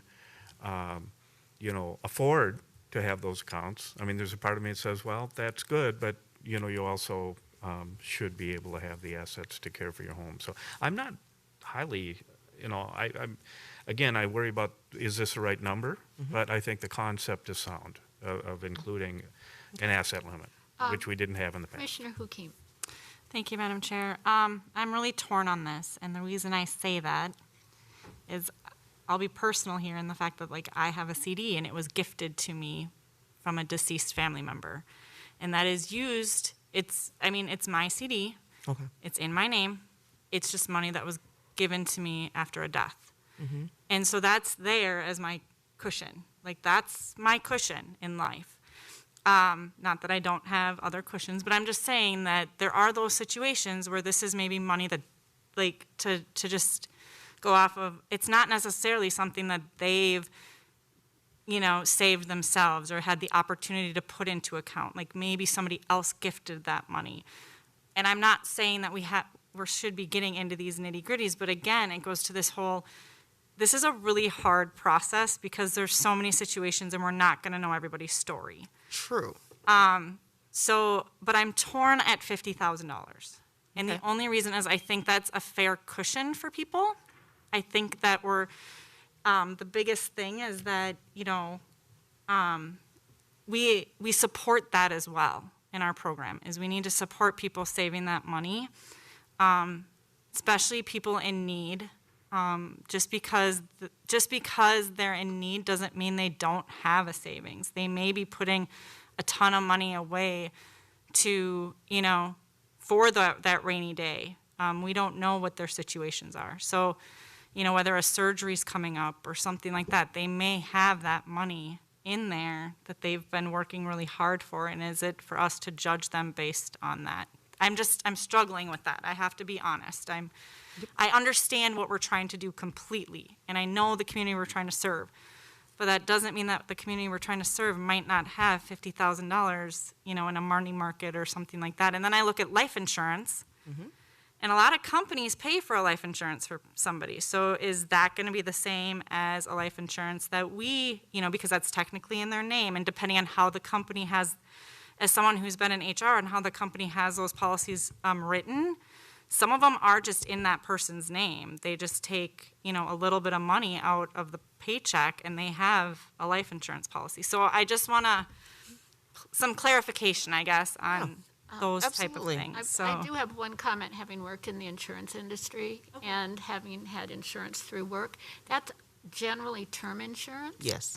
And term insurance has no cash value. Only when you die. And Yeah. when you leave the company, you don't have anything to take with you. Yep. So that's helpful there. That insurance that you're getting through your employer should be totally safe. We're really So- talking about whole Yeah, life. whole life. I was going to It's say, kind we of an can make a investment. distinction and say whole life insurance because it is term insurance, Because that somebody if you might- leave the job, you don't get the insurance. You've paid the money in and it's just gone. But back to your initial comment. So it may be splitting hairs, but if you are a homeowner and you have work that you need to do on your house, whether for health, life, safety reasons, or for cosmetic or whatever, it's going to increase the value.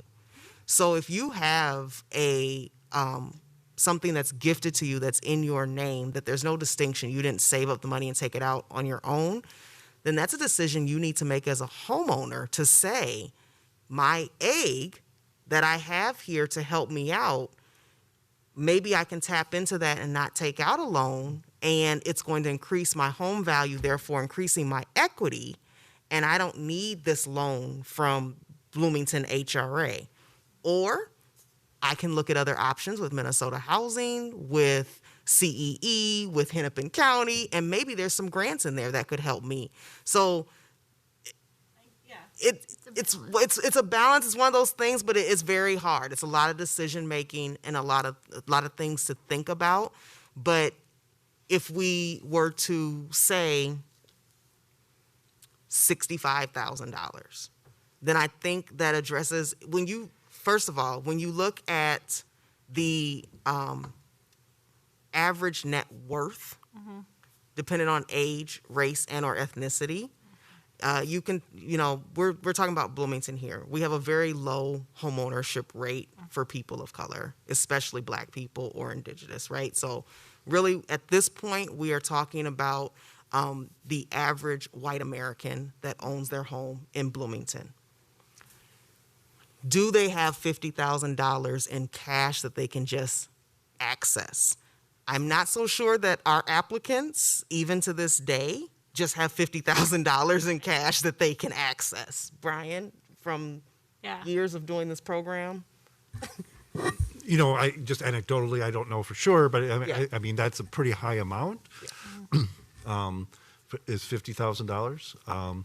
But, certainly, possible.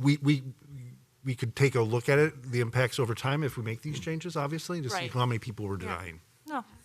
Okay, and That's fair. I would like to say again, for transparency, we have a plan that we want to serve a particular group, and I think then having that limit, $50,000, is probably reasonable. Commissioner Hukim, it's correct, there are going to be things that are going to be missed.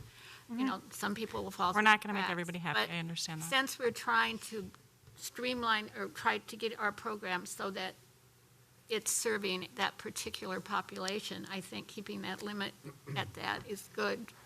So, Here again, I keep saying transparency, but when someone looks at a plan, a program, you know, and it's, someone could come up and say, well, $65,000, if we increased it, someone could up and say, $65,000, I'm lucky if I have 20, you know, $10,000. This plan is for somebody way richer than I am. So I kind of see the transparency thing.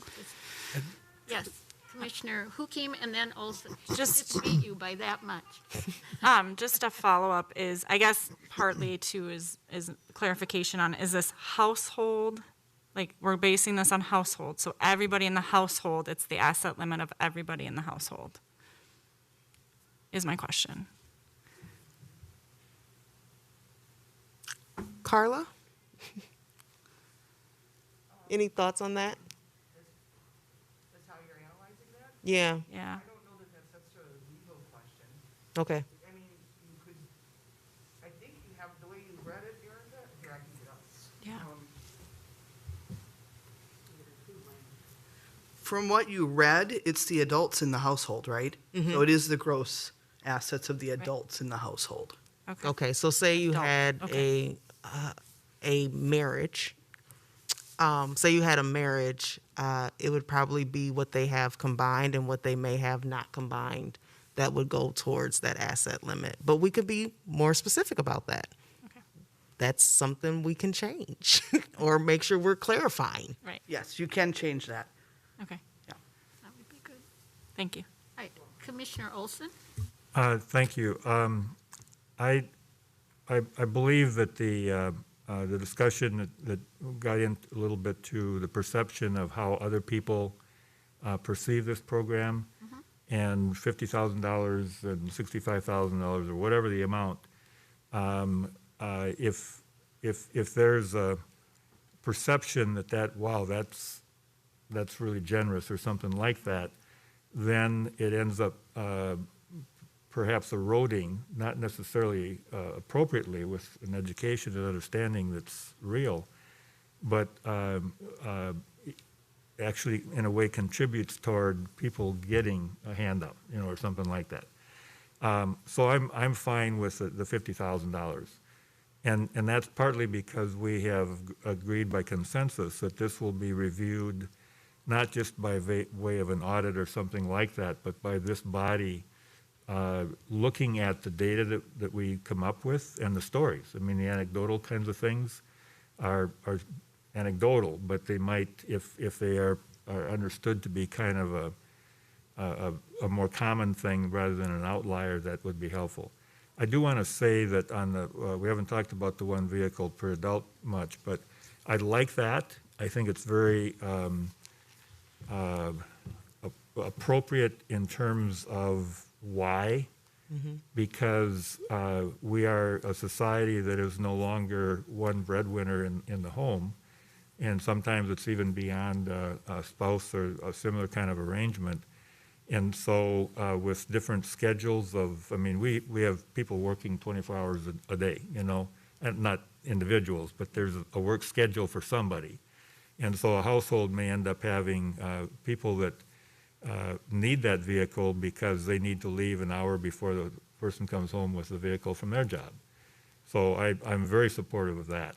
But I want to, as we go through this process, I, for one, have kind of moved into the direction of saying, you know, we're going to take a pretty good stab at this without getting the perfect number, but with the idea that we are intentional in terms of gathering information. I don't know if that's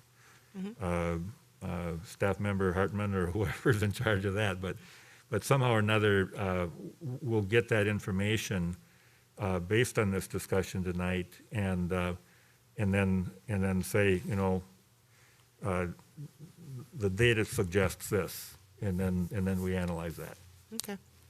So what I'm hearing, and so I'm gonna follow real quick, what I'm hearing is in terms of changes to what is proposed currently up on the screen, that the equity limit be at 30% equity or $30,000 of the home, whichever is greater. The asset limit, we leave at $50,000 for now, okay? Excluding deferred compensation and one vehicle per adult, and clarifying whole life insurance when we say insurance will be considered. And then removing the equity match. And next up is exclusions, age 55 plus, or on a fixed income as a primary source will be excluded from equity limits. So we just went through the equity limits and 30% or $30,000, but if you're 55 or older, or you're on a fixed income at any age, the equity limit does not count against you at all. Commissioner Thorson? Chair Lewis, fixed income at any level? And that's Yes. No matter how high that fixed income is. No matter how high that fixed income is, usually fixed income's not. Yeah, doesn't I go- know. Okay. Yeah. Well, somebody could have, yeah. Anyway, so explain to me the equity match again, because I don't quite, we had, in the prior program, we had maximum loans amount. The idea is not to loan more than the value of the home, is that? Yes, so what, and then Brian. why have we removed it would be the Yeah, second question. Mr. Hartman can help me with this if there's anything that I miss. So currently, the maximum loan amount you could apply for is $35,000. Say you needed to apply for $18,000.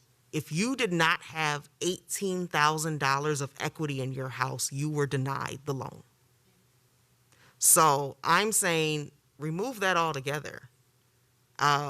Why are we looking at how much equity you have to determine if we're going to loan it to you? So if you had $200,000 of equity, great. You wanted $35,000, you can get $35,000 with your $200,000 of equity. Which, why didn't you just pull $35,000 out of your $200,000? Chair Lewis, if I just may add. Yes, Mr. Hartman. You know, the equity matches are one piece of underwriting that we did when we stopped doing credit reports years and years ago, that sort of thing. And it was seen as a way for us to secure that loan. But it did, as Administrator Coleman, stop people from completing all the work they wanted to do. For example, if they came in and had only $10,000 worth of equity in their home, but they had a $30,000 project, we would cap that project at 10. But don't we want to avoid somebody owing more between the mortgage and our loan than the home is worth necessarily? So it's already in the program now, but it's also specified in the proposed manual that the combination of our loan with any other mortgage or loans on the property cannot exceed 100% loan to value of the property. All right.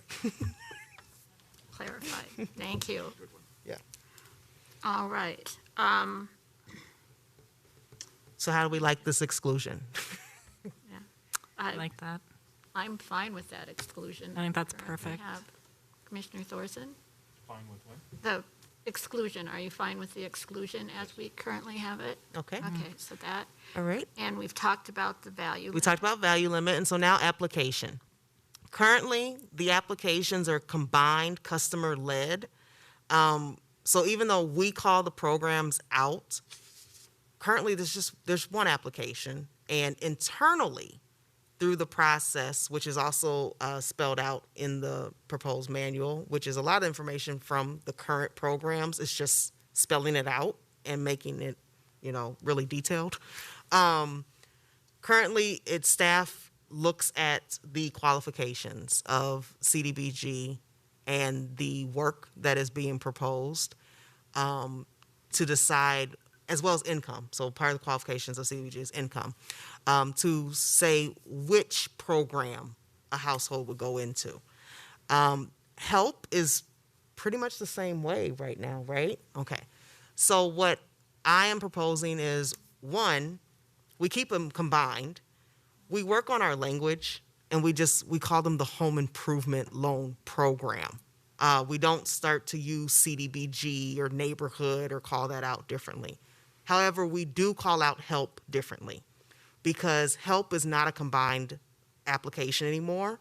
It must be a referral by building and inspections or environmental health, or you are contacting the HRA with proof of a red flagged heating and or electrical system by a utility company.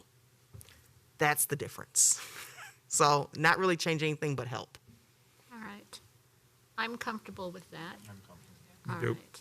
And I appreciate it, you know, like the red flag, actually, when I was just a young person, very first day we were in our house in February, our furnace was red flagged, it would not start, and that was a major impact. Now, we managed to make it work, but,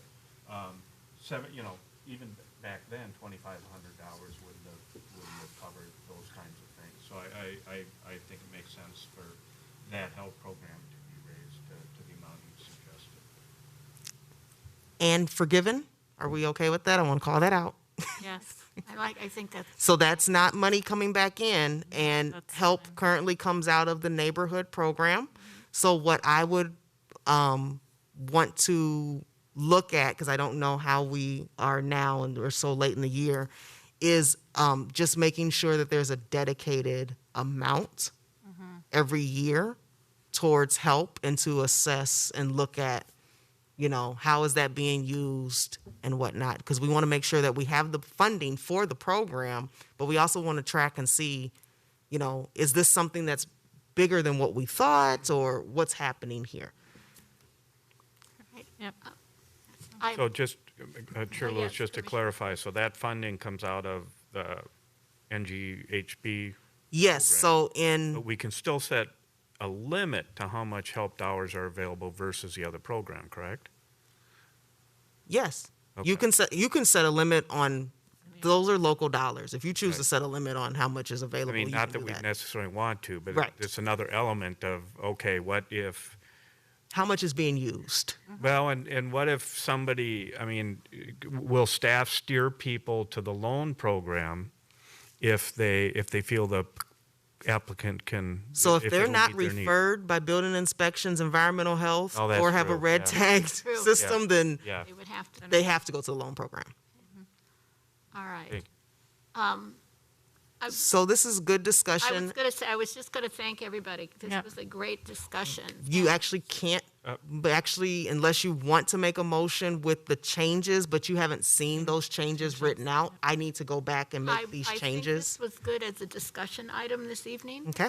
Chair Lewis, I just have one. Oh, yeah. Did we settle on, as a whole board, the 80 to 100% AMI having to be denied? And there was some discussion. I don't know if we came to a consensus on that. I don't think we did. We did not. We did not. Okay. But And it's silly me for bringing it up because I haven't even, come to my own personal conclusion on that one. So it's not like I could speak out. Is- I worry that, I don't want it to be a barrier either, but I also realize it helps us meet the criteria of making sure those who need it most. Right. So I struggle with that. yes, Commissioner Hukim. Thanks, Madam Chair. I'm wondering if that is a section where we want to talk maybe on household size, on that 80. I'm throwing it out there. I don't know if that would, I'm sorry, I disagree. with that 81 to 100%, do we maybe want to have like a household size limit on that or something?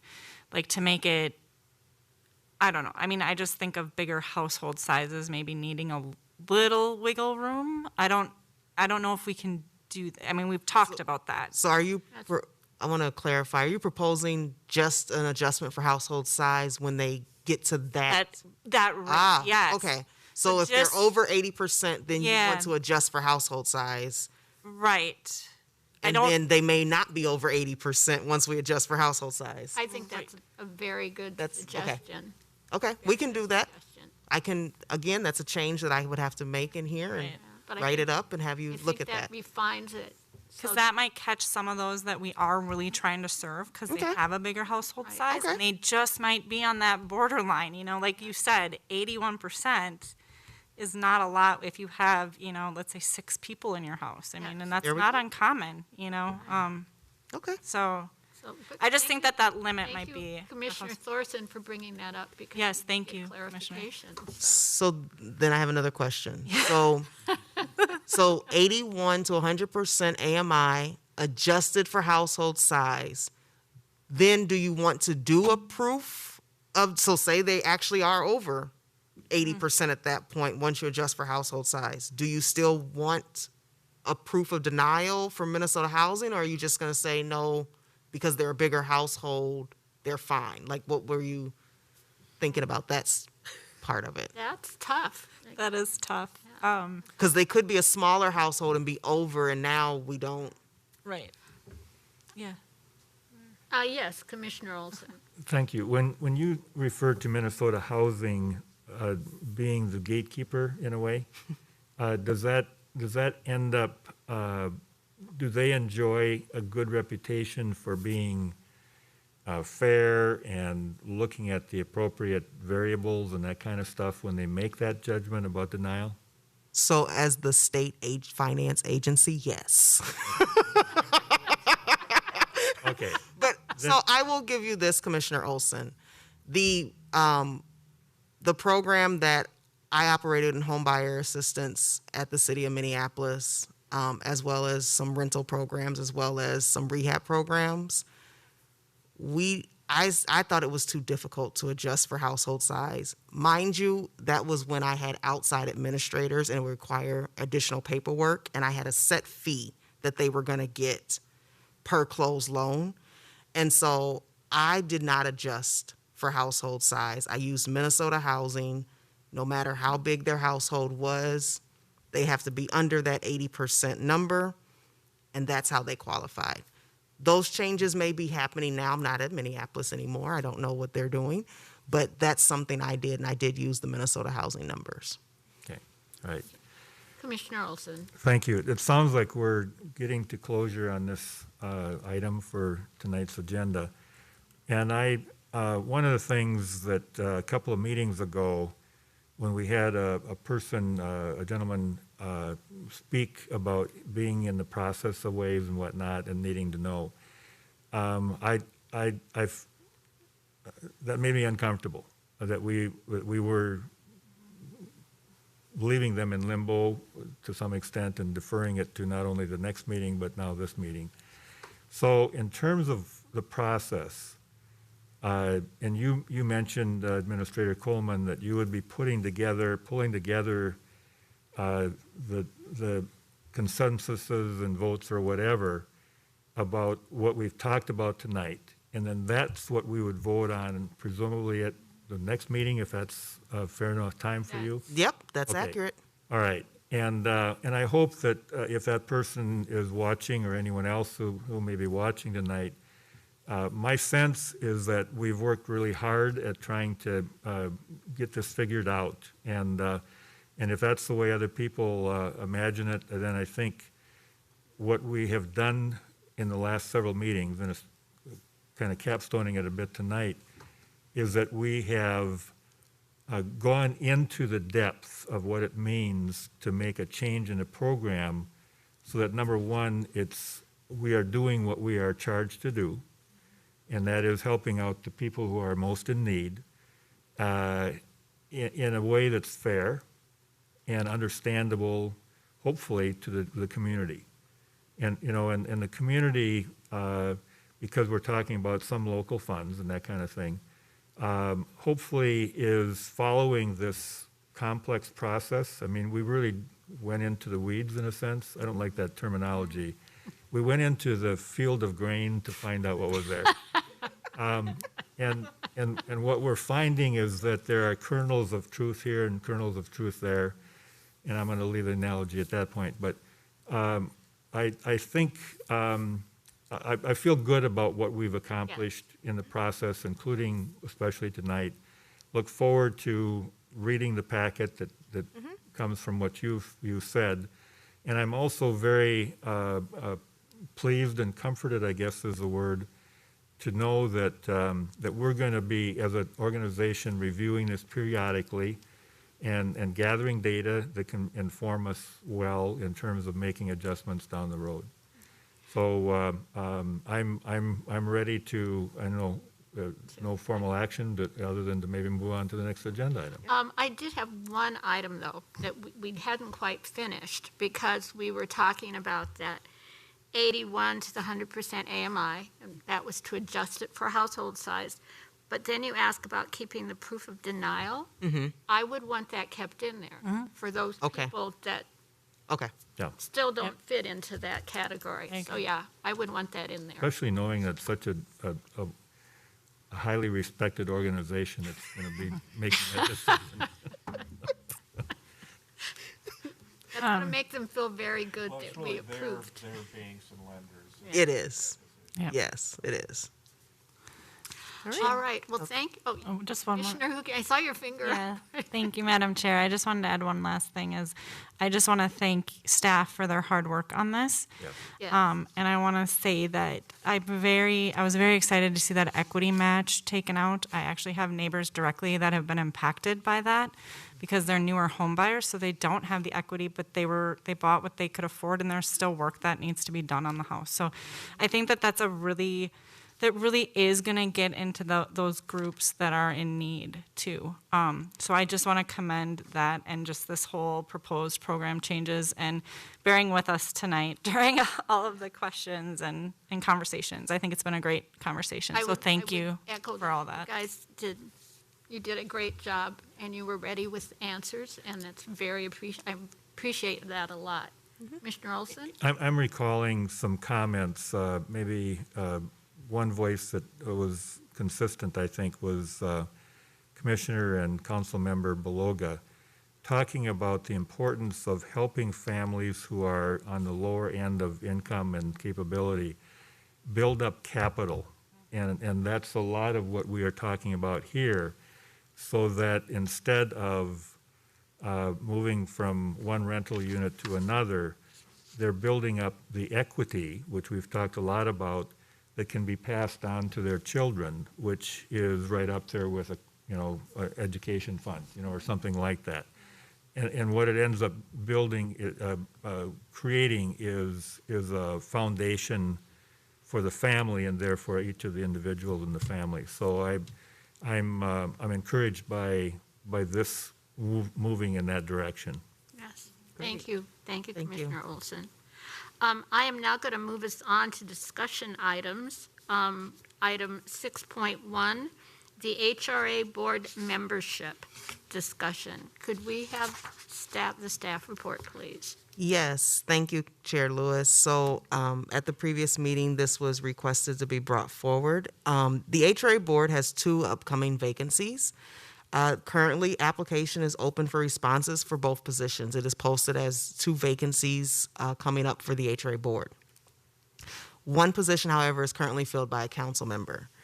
And I believe that commissioners need to discuss steps to, 1, increasing the HRA Board from 5 commissioners to 7 commissioners, the requirements of such and the time frame in which that could happen, as well as 2, what are the options in having a council member as an advisor or a liaison to the board?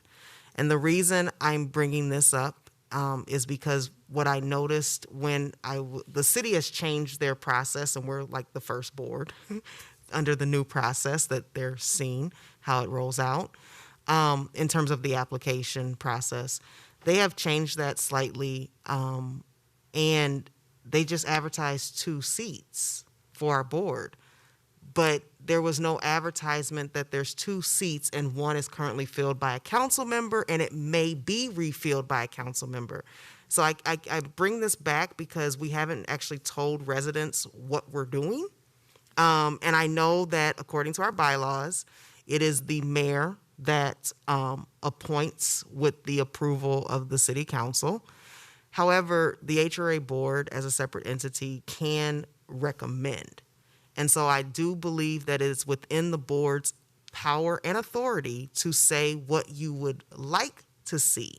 If you would like to see residents and or council members, or how the makeup is within the current structure of 5 commissioners. However, a council member is an elected official whose term does not run the same term of our board. And we do need council member input and participation. That is very valuable. I'm not saying that we don't need that. But does the council member need to be a voting member of the HRA board and in turn vote on the council on a lot of the same items as well?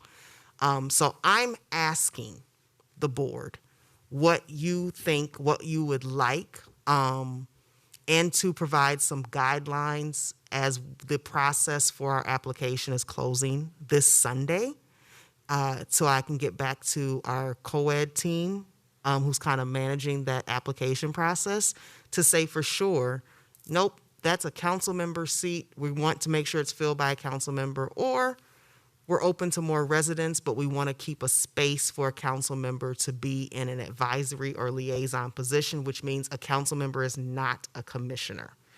So that's where this discussion's coming from. And then Ms. Peterson is here in terms of the process and time frame to, if you so choose, to increase the board to 7 commissioners, how to go about that process and getting that legislation, as well as the requirement that once we increase to 7, which is not a problem, that one commissioner must always be a participant of our programs.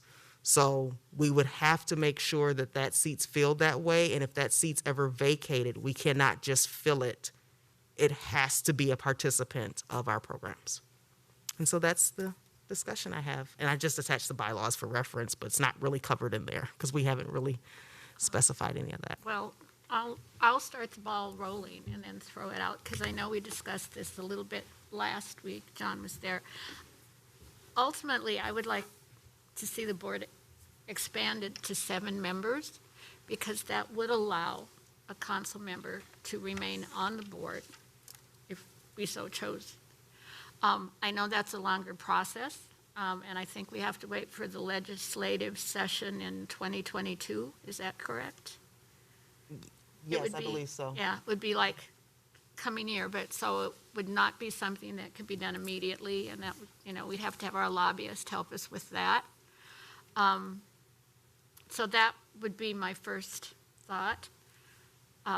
If I could choose, I'm not necessarily, I have no problem with a member of council being on the board as an advisor. However, it does bother me a little bit that that's like a person who has 2 votes, a vote on the board and then a vote at council, so they already do have a vote.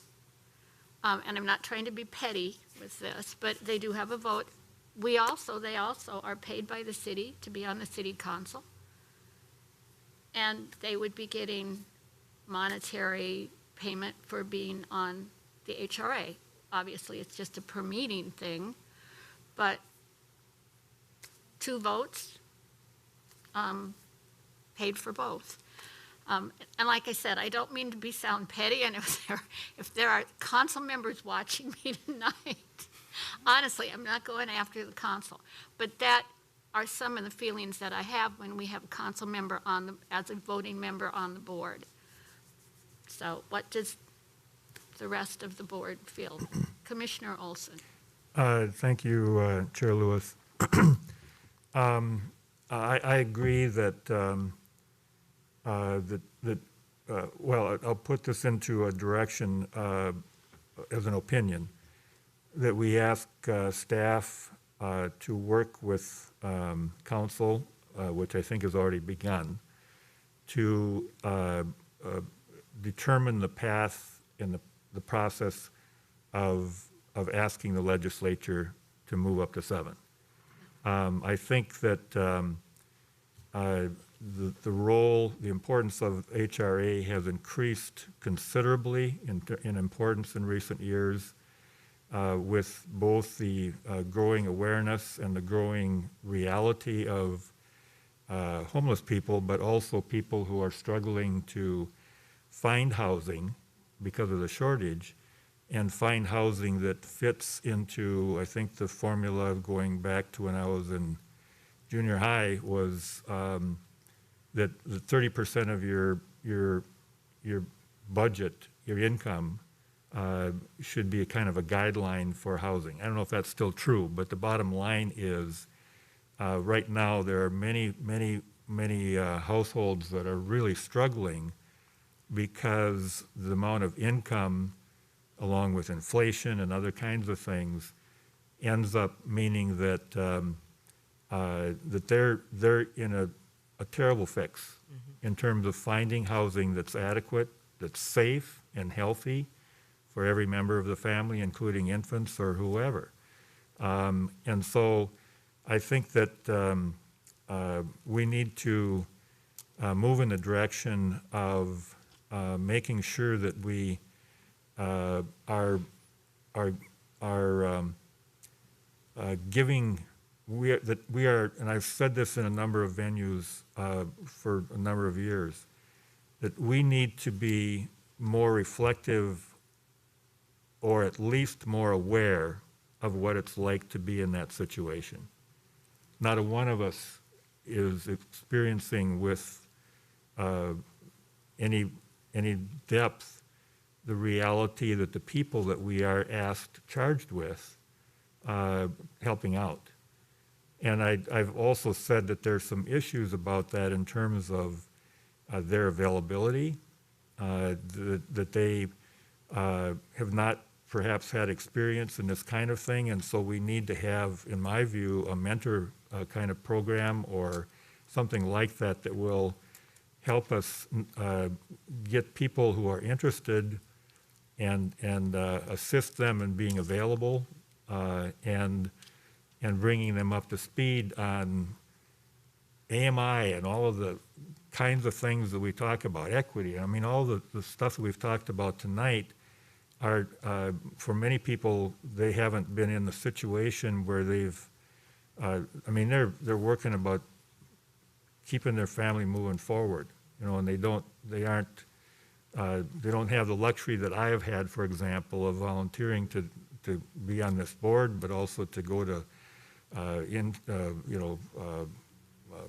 going to various sources of information, you know, like the Urban Land Institute conferences and American Planning Association conferences and so forth. So, so I'm a strong advocate for moving to 7, and that's going to be a process. So I would ask the staff, my personal view, to look into that and kind of set up a process and a timeline for how we can get to that and make a presentation to the legislature. And I'll maybe come back because I think there was something else I was going to say too. So I want to clarify, because I do agree, I think that is the step we have to take, but we do have 2 seats to fill now. Yes. And we're not going to, that process is not going to really affect what we're doing now. So. Right, and so that's reminding me of the other thing. I'm a firm believer that we need to have a close liaison relationship at the least with the council. And I would agree that we do need as an advisory position. Yeah. Ideally, that's what I would like, but I understand that's not the situation now. Right, and I think that having a liaison as opposed to a voting, double vote in a sense, situation, that we need to end up having their information, kind of like what Council Peterson is doing for us in terms of the legal side, but also keeping us abreast of actions that the city is taking, the city council is taking, and then giving information about the feel of what they're getting from these meetings back to the city council. Yeah. Thank you. Yeah, the importance of having a council member, at least in an advisory position. Other comments? Commissioner Hukim. Thank you, Madam Chair. I also would like to support directing staff to go towards that 7-member council or 7-member board. Obviously, that is going to take some time. One thing I just want to kind of put out there too is I'd like to, and I brought this up when we were doing our strategic plan of getting a youth involved in the board as well. I think that that's really important to make our youth feel heard, and to give them an understanding of what it is to be in, kind of public office and serving the community, and let them know that they have that opportunity and that their voice is important. Regarding a council member, I think it is very important to have their input. I think their voice is very important, because they have some knowledge, obviously, that is important to us. And so I think as that advisor, that liaison, and to know that we do value that opinion, but not necessarily as a voting party. I do think that their voice is very important, but I do think that it needs to be limited to, because like you said, like we all know, a lot of times they're voting twice. So it is kind of it removes an opportunity from somebody in the community. So that is where I sit. Thank you. Commissioner Thorson, would you like to weigh in? Thank you, Chair Lewis. I also am supportive of expanding the board to 7. I believe that sometimes I sit here and I think about what we struggle with and the decisions we make, and there's an awful lot of power in this 5 people here. And I like the idea of expanding the board just to spread that out a bit. Yes. And I believe with every individual you bring on, you get a new perspective and you get more depth, and I always think that's a positive thing. So I'm very supportive of going to 7. Obviously, you can get to a board size that's too big, but I think 5 is, I felt, it is a very small board for what we do. And 7 certainly seems appropriate, so I'm very supportive of that. In terms of council member versus liaison, voting member, I can see pluses and minuses to each. But I think that in terms of both what we face in short term, the council appointing new members, as well as the future if we do get to 7, I probably lean more on the side of making it a advisory role as opposed to a voting member. But I would also want to make sure, and again, this isn't commenting on the current council or anything, we want to make sure they're engaged. And I'm curious if we could recommend the same kind of attendance policies that we as board members have. Because we certainly don't, if not a voting member, then they're busy and they get pulled in a lot of directions. And if we really feel it's important to have a board liaison, then we want to make sure they have the same kind of membership expectations as are put upon us.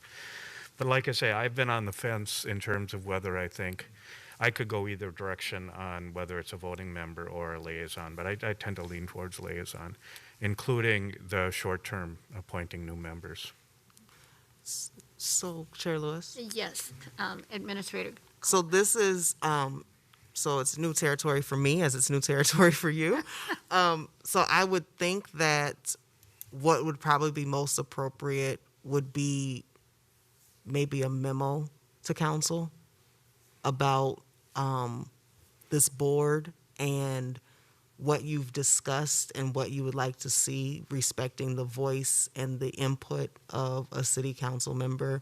But considering we still need this, but if we do this, we want to make sure that there is a commitment. And so maybe it's just a memo. Maybe it's just, having that from as a board, as the authority, going forward to the city council before this process of looking at the applications and the mayor choosing which I did. So the process is the application process is a little new and different. It's been changed. But what I did speak up and ask for is that since the HRA is the HRA board and the Port Authority are not city chartered commissions, which means following the city charter process and saying, oh, the mayor's just going to choose and that's who gets on your board, I did advocate and say, well, either I or the board chair, somebody needs to be included from the HRA board as a separate entity in reviewing applications for this board.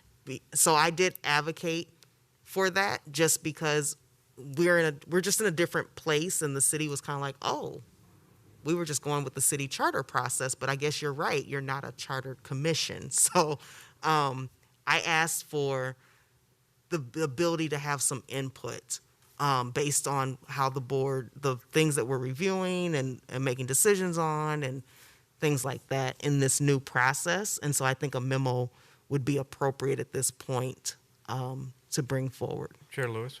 Yes, Commissioner Thorson. I don't remember the issue. It was quite a while ago, but we had a similar kind of a communication need between the board and the city council, and staff drafted a memo that went out under my signature as chair at that time, and I think that would be appropriate in this case. And I also think, and I certainly have felt that over the years, that when it comes to reviewing applications, that our board chair should be included in that process of providing input as to who we think might be a good participant. The chair, any member, but certainly the chair as the leader, has a sense of how meetings go, and as you look at applications, could indicate, what could read and know that here somebody could add, again, that depth or an expertise in an area that we might need, and they're in the best position, I believe, to do that. Yeah, I think that's. And I don't know if this recommendation could go in the same memo. Yes. So. Commissioner Olson? Thank you. Just a minor thing, I think I would say chair or designee, so that if, for example, the chair wasn't able to attend a particular meeting, there might be a series, that there would be still a voice. One of the things that I'm a little concerned about is, it wasn't too many years ago that the board, HRA board, tended to be just reappointed. And in fact, there wasn't really even a public posting. And so now we have the public posting, and that's really appreciated. But you just mentioned that the closing is on Sunday. Can you give a brief overview of the results of any marketing we've done as a city to get candidates? And Yes. do we have a number of how many people have applied yet? So at last count that I received, which was a while ago, I had 3 applicants. And as I mentioned before, our community outreach and engagement division has taken the process, and what I'm just doing right now is trying to pull up her tracking sheet, because it's very detailed about reaching out to community organizations, nonprofits, culturally specific organizations, as well as specified, what's the word? Like house, sector, there we go. Sector specific entities or organizations. I've also posted it under, like, on LinkedIn, because that's a professional platform.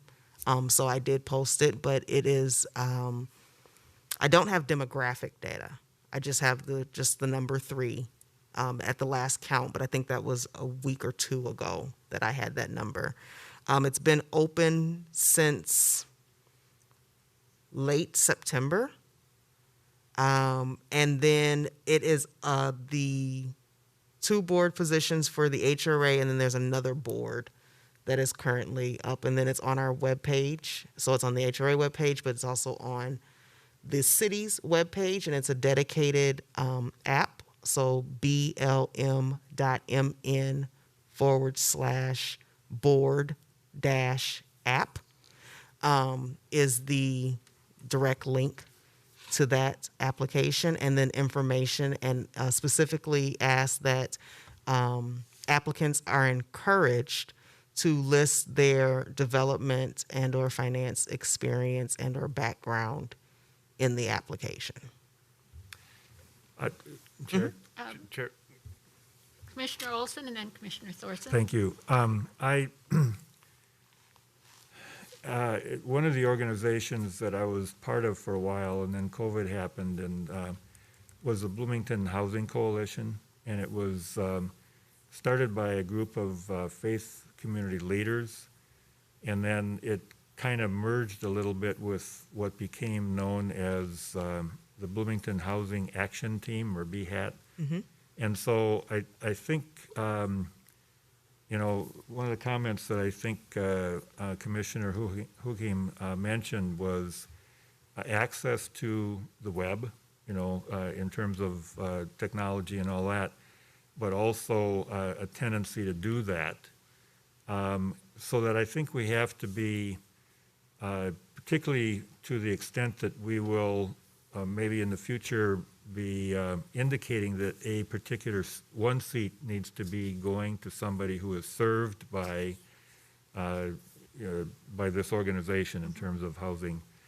And so I think we need to be both creative and intentional about reaching out to sources that like Bloomington Housing Action Team or something, which only meets, I think, every other month, but also maybe to the faith community, or there's so many, you know, some of our partners, you know, even like, I don't know, Housing for Habitat, just to throw out another example. But when we've been talking tonight about partnering with other people, I think that would be something that would be good to send to them, because they probably have the relationships that would be such that, hey, you know, I think you would be a good person for this, and then offer them support in terms of helping them get the application in. And because sometimes that's kind of, I mean,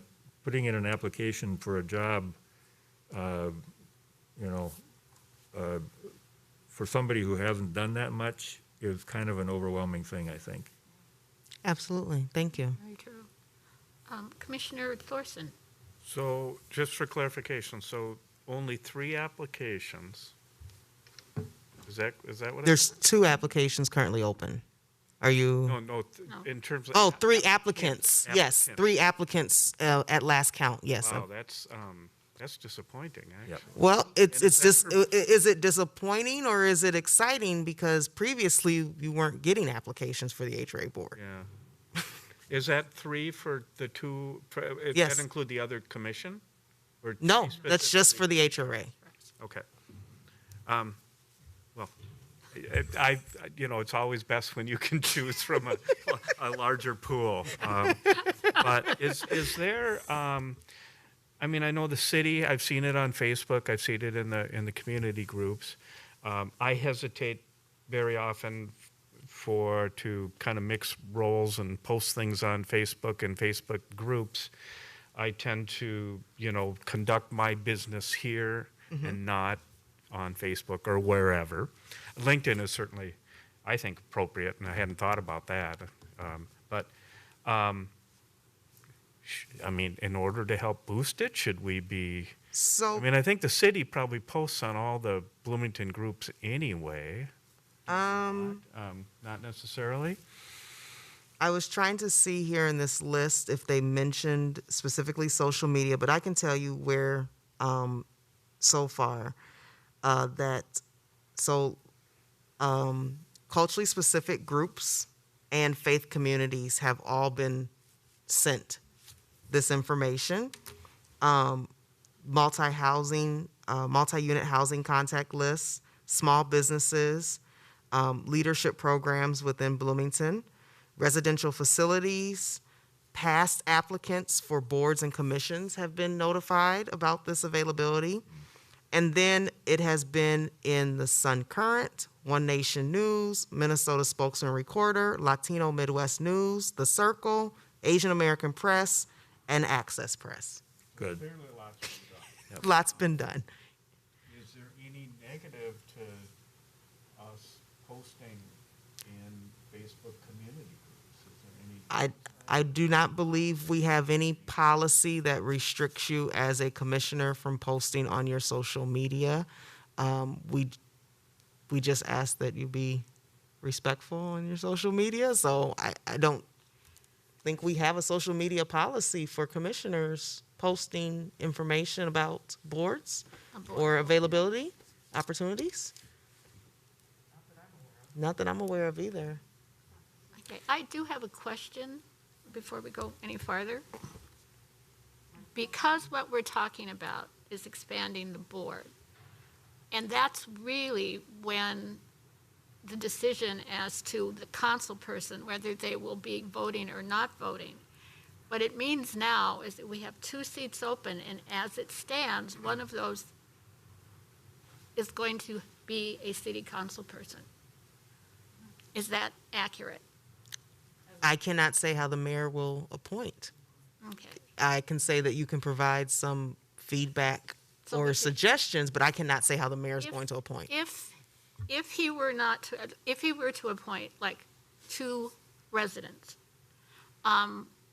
would the board be able to have a council liaison who would, because then it would be 6 people, not 5 people. That's what I'm thinking. It's like if we don't. So expand the a board- liaison would not be 6 commissioners because it would be 5 commissioners and a liaison. Okay, So if the mayor did appoint 2 residents and not a council member, what we are running the risk of is not having a council member voice, which is why we would put together a we memo. want to have the memo. Yes. Yes, Commissioner Hukim. Thank you, Madam Chair.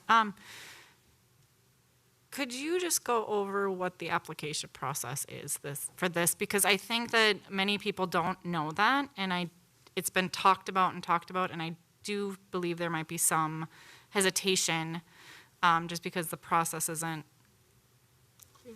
new process is not maybe clear. Thank you. Okay, so what I have, and I know that COED did present to the city council, but I wasn't there. What I have is that they start with meeting with staff to confirm number of openings, and then they post the application on the webpage, and they try to keep it open for 4 weeks. That's the process. They try to keep the application open for 4 weeks. They announce the deadline. After the deadline, they prepare packets for the HRA to review the packets. And then what's being worked out at this point is interviews. That's where the process is new because the city council said we want to do interviews for our boards and commissions. And now we're like, oh, how do we do that? And when do they get scheduled? And are they virtual? And so interviews will happen. Interviews are slated to happen over a 2-week period. We still have to figure out how interviews are going to happen. And then from there,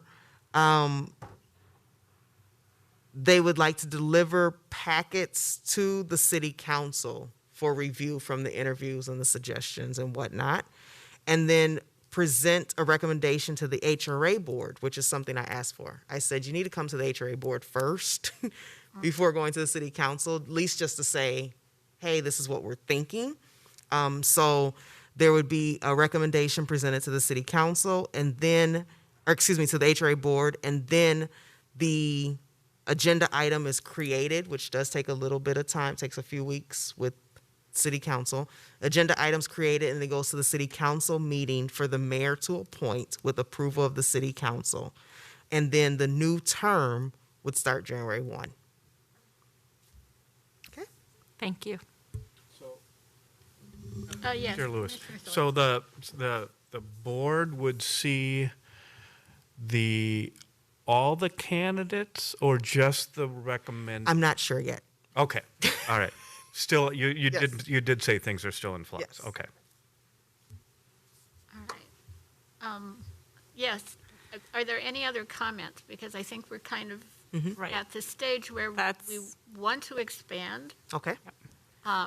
The memo to the city council would be great. I would be comfortable if, like you said, there may not be a council member who will just want to come to be in an advisory position, but I would be comfortable doing 5 resident commissioners with a councilman as an advisor. How does the rest of the board feel about, as the memo that we're sending saying the board is considering this.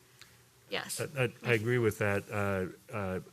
You used the word advisor, and we've also used liaison, and I think the liaison is probably the most critical piece about going back and Right. forth with information. He'd be But he or she would be the voice of the but- council. Yeah, and there would be an element of advisement there, kind of similar to what Council Peterson is doing for us.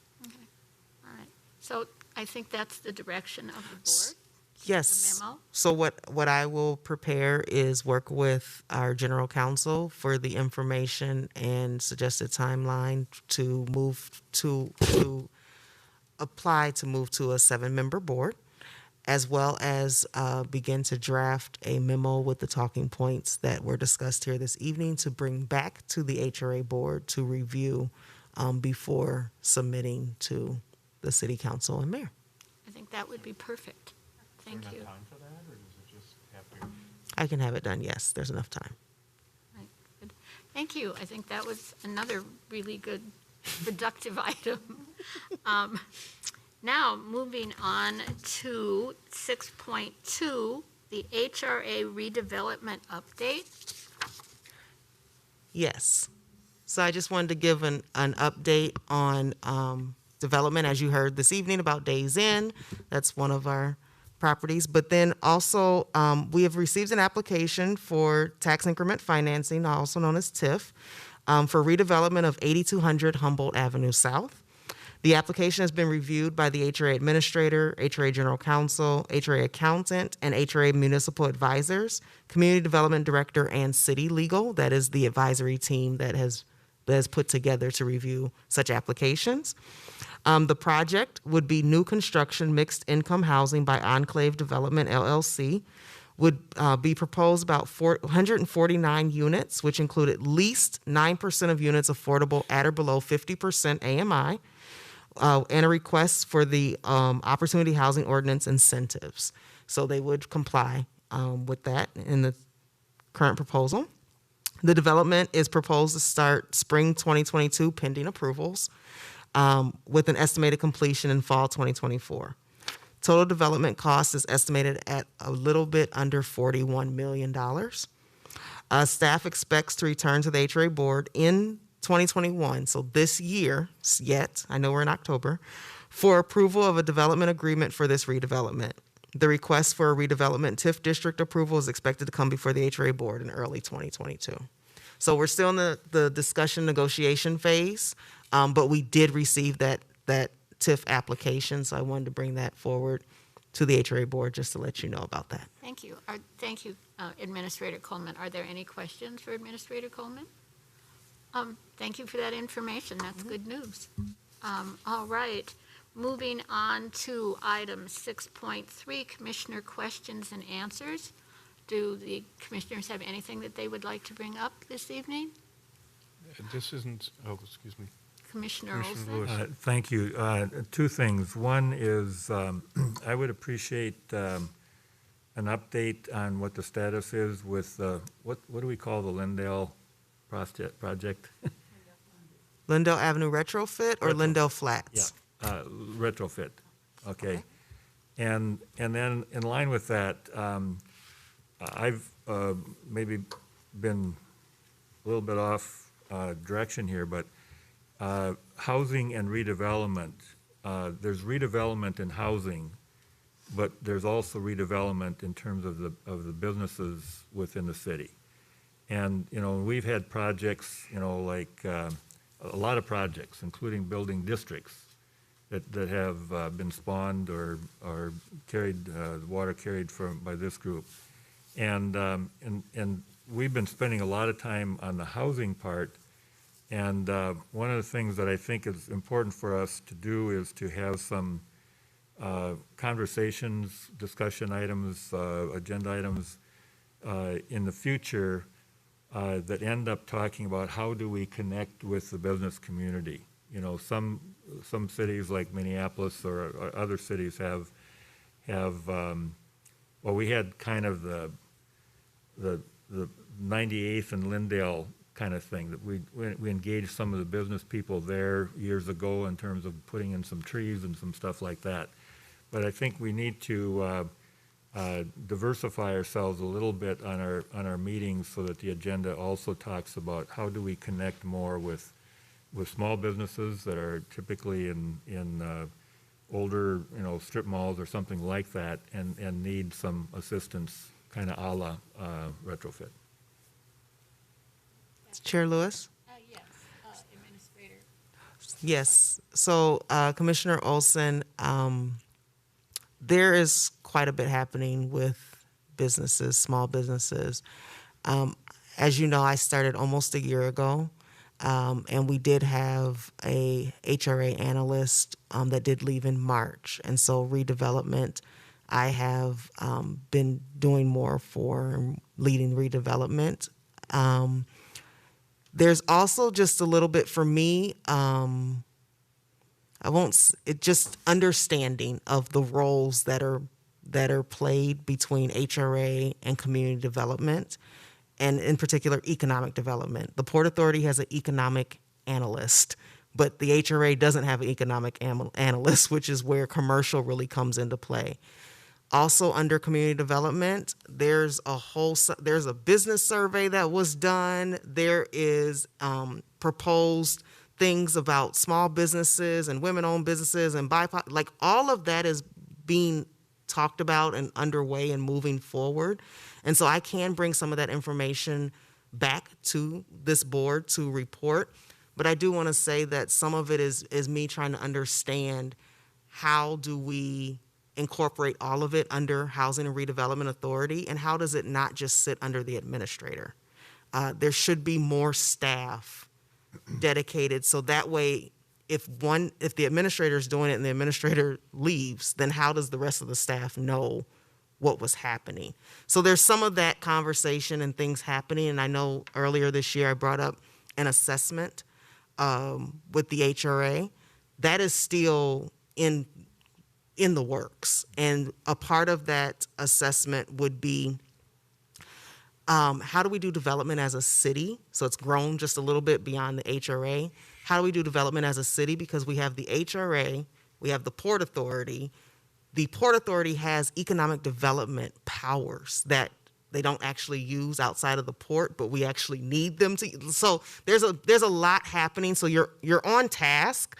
All of that's being discussed and worked on. A lot of those things are being worked on. So I can get information about some of the business things that are happening and report back. And then just some of the interest around commercial redevelopment. But as the HRA identifying a funding source to be able to do that, we haven't been able to pinpoint just yet. So there's a lot of things there, but I can bring some information back about some things that are happening community development wide that does impact the HRA. Thank you, Administrator Coleman. I think Yep. that does address.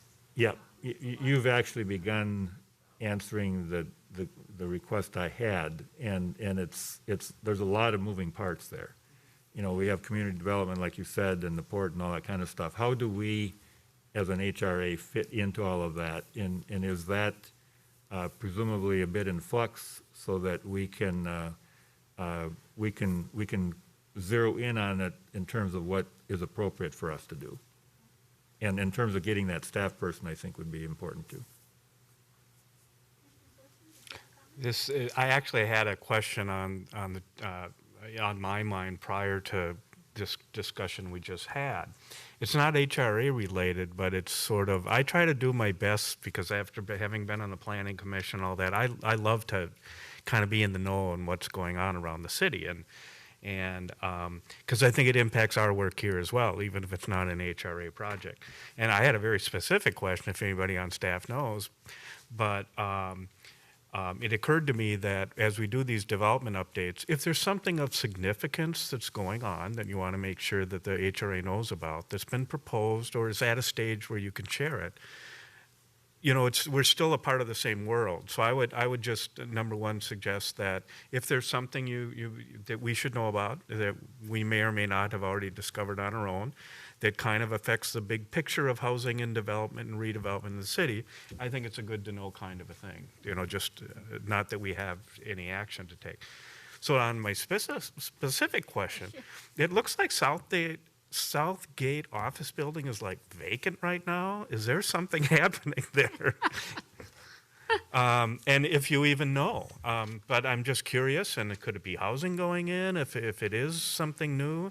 And I know that another thing I read today is that the old, I call it the Holiday Inn, I don't know what it is today, and maybe we touched on it in the one meeting, but there's a proposal before the Planning Commission to convert that to small apartments, affordable housing. I think that's great news and really interesting. But it's not something we necessarily hear about because it's not strictly an HRA project. So So it impacts our little world here. yes, so I can get back to you on Southgate. Today's Tuesday. Oh, and I can Yeah, I can get back to you on Southgate because that literally just came up in a okay, it came up in we do, in community development, we have regular manager check-ins, and Southgate came up in that meeting last Thursday. So I can get back to you on Southgate because I did hear some things about it. And then the old Holiday Inn, where's that located? Apple Tree. Oh, South Loop. oh, It's South Loop on the Bluff. okay. So I will find out. I just think it's interesting, and I think So there's quite a bit. who knows when the hotel business will come back.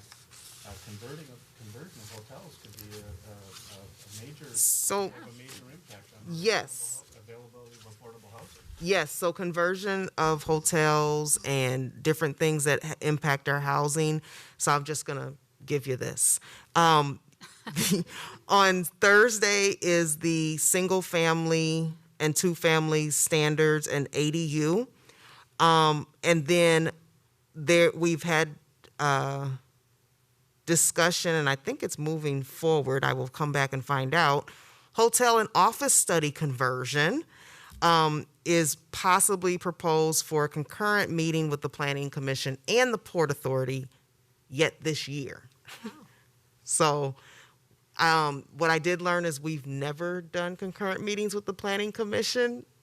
So this was something that we're like, oh, this is exciting and really interesting. So I think we'll get more into, hey, what else is going on in the city? Southtown, I know it hit the news about potential Hy-Vee, so all of that is like, hey, what's happening? It's all interrelated. So we will be getting there fairly soon, and we're coordinating our work plans and whatnot to make sure that we have more coordination on a lot of this information. All right, well, thank you. That's that's valuable information. Are there any other questions or? All right, well then I would be looking for a motion to adjourn. I have a motion to adjourn. Is there a second? Commissioner Hukim seconds. All right, it has, Commissioner Thorson has moved to adjourn the meeting, second by Commissioner Hukim. May we have the roll call vote, please? Hukim. Aye. Lewis. Aye. Olson. Aye. Thorson. Aye.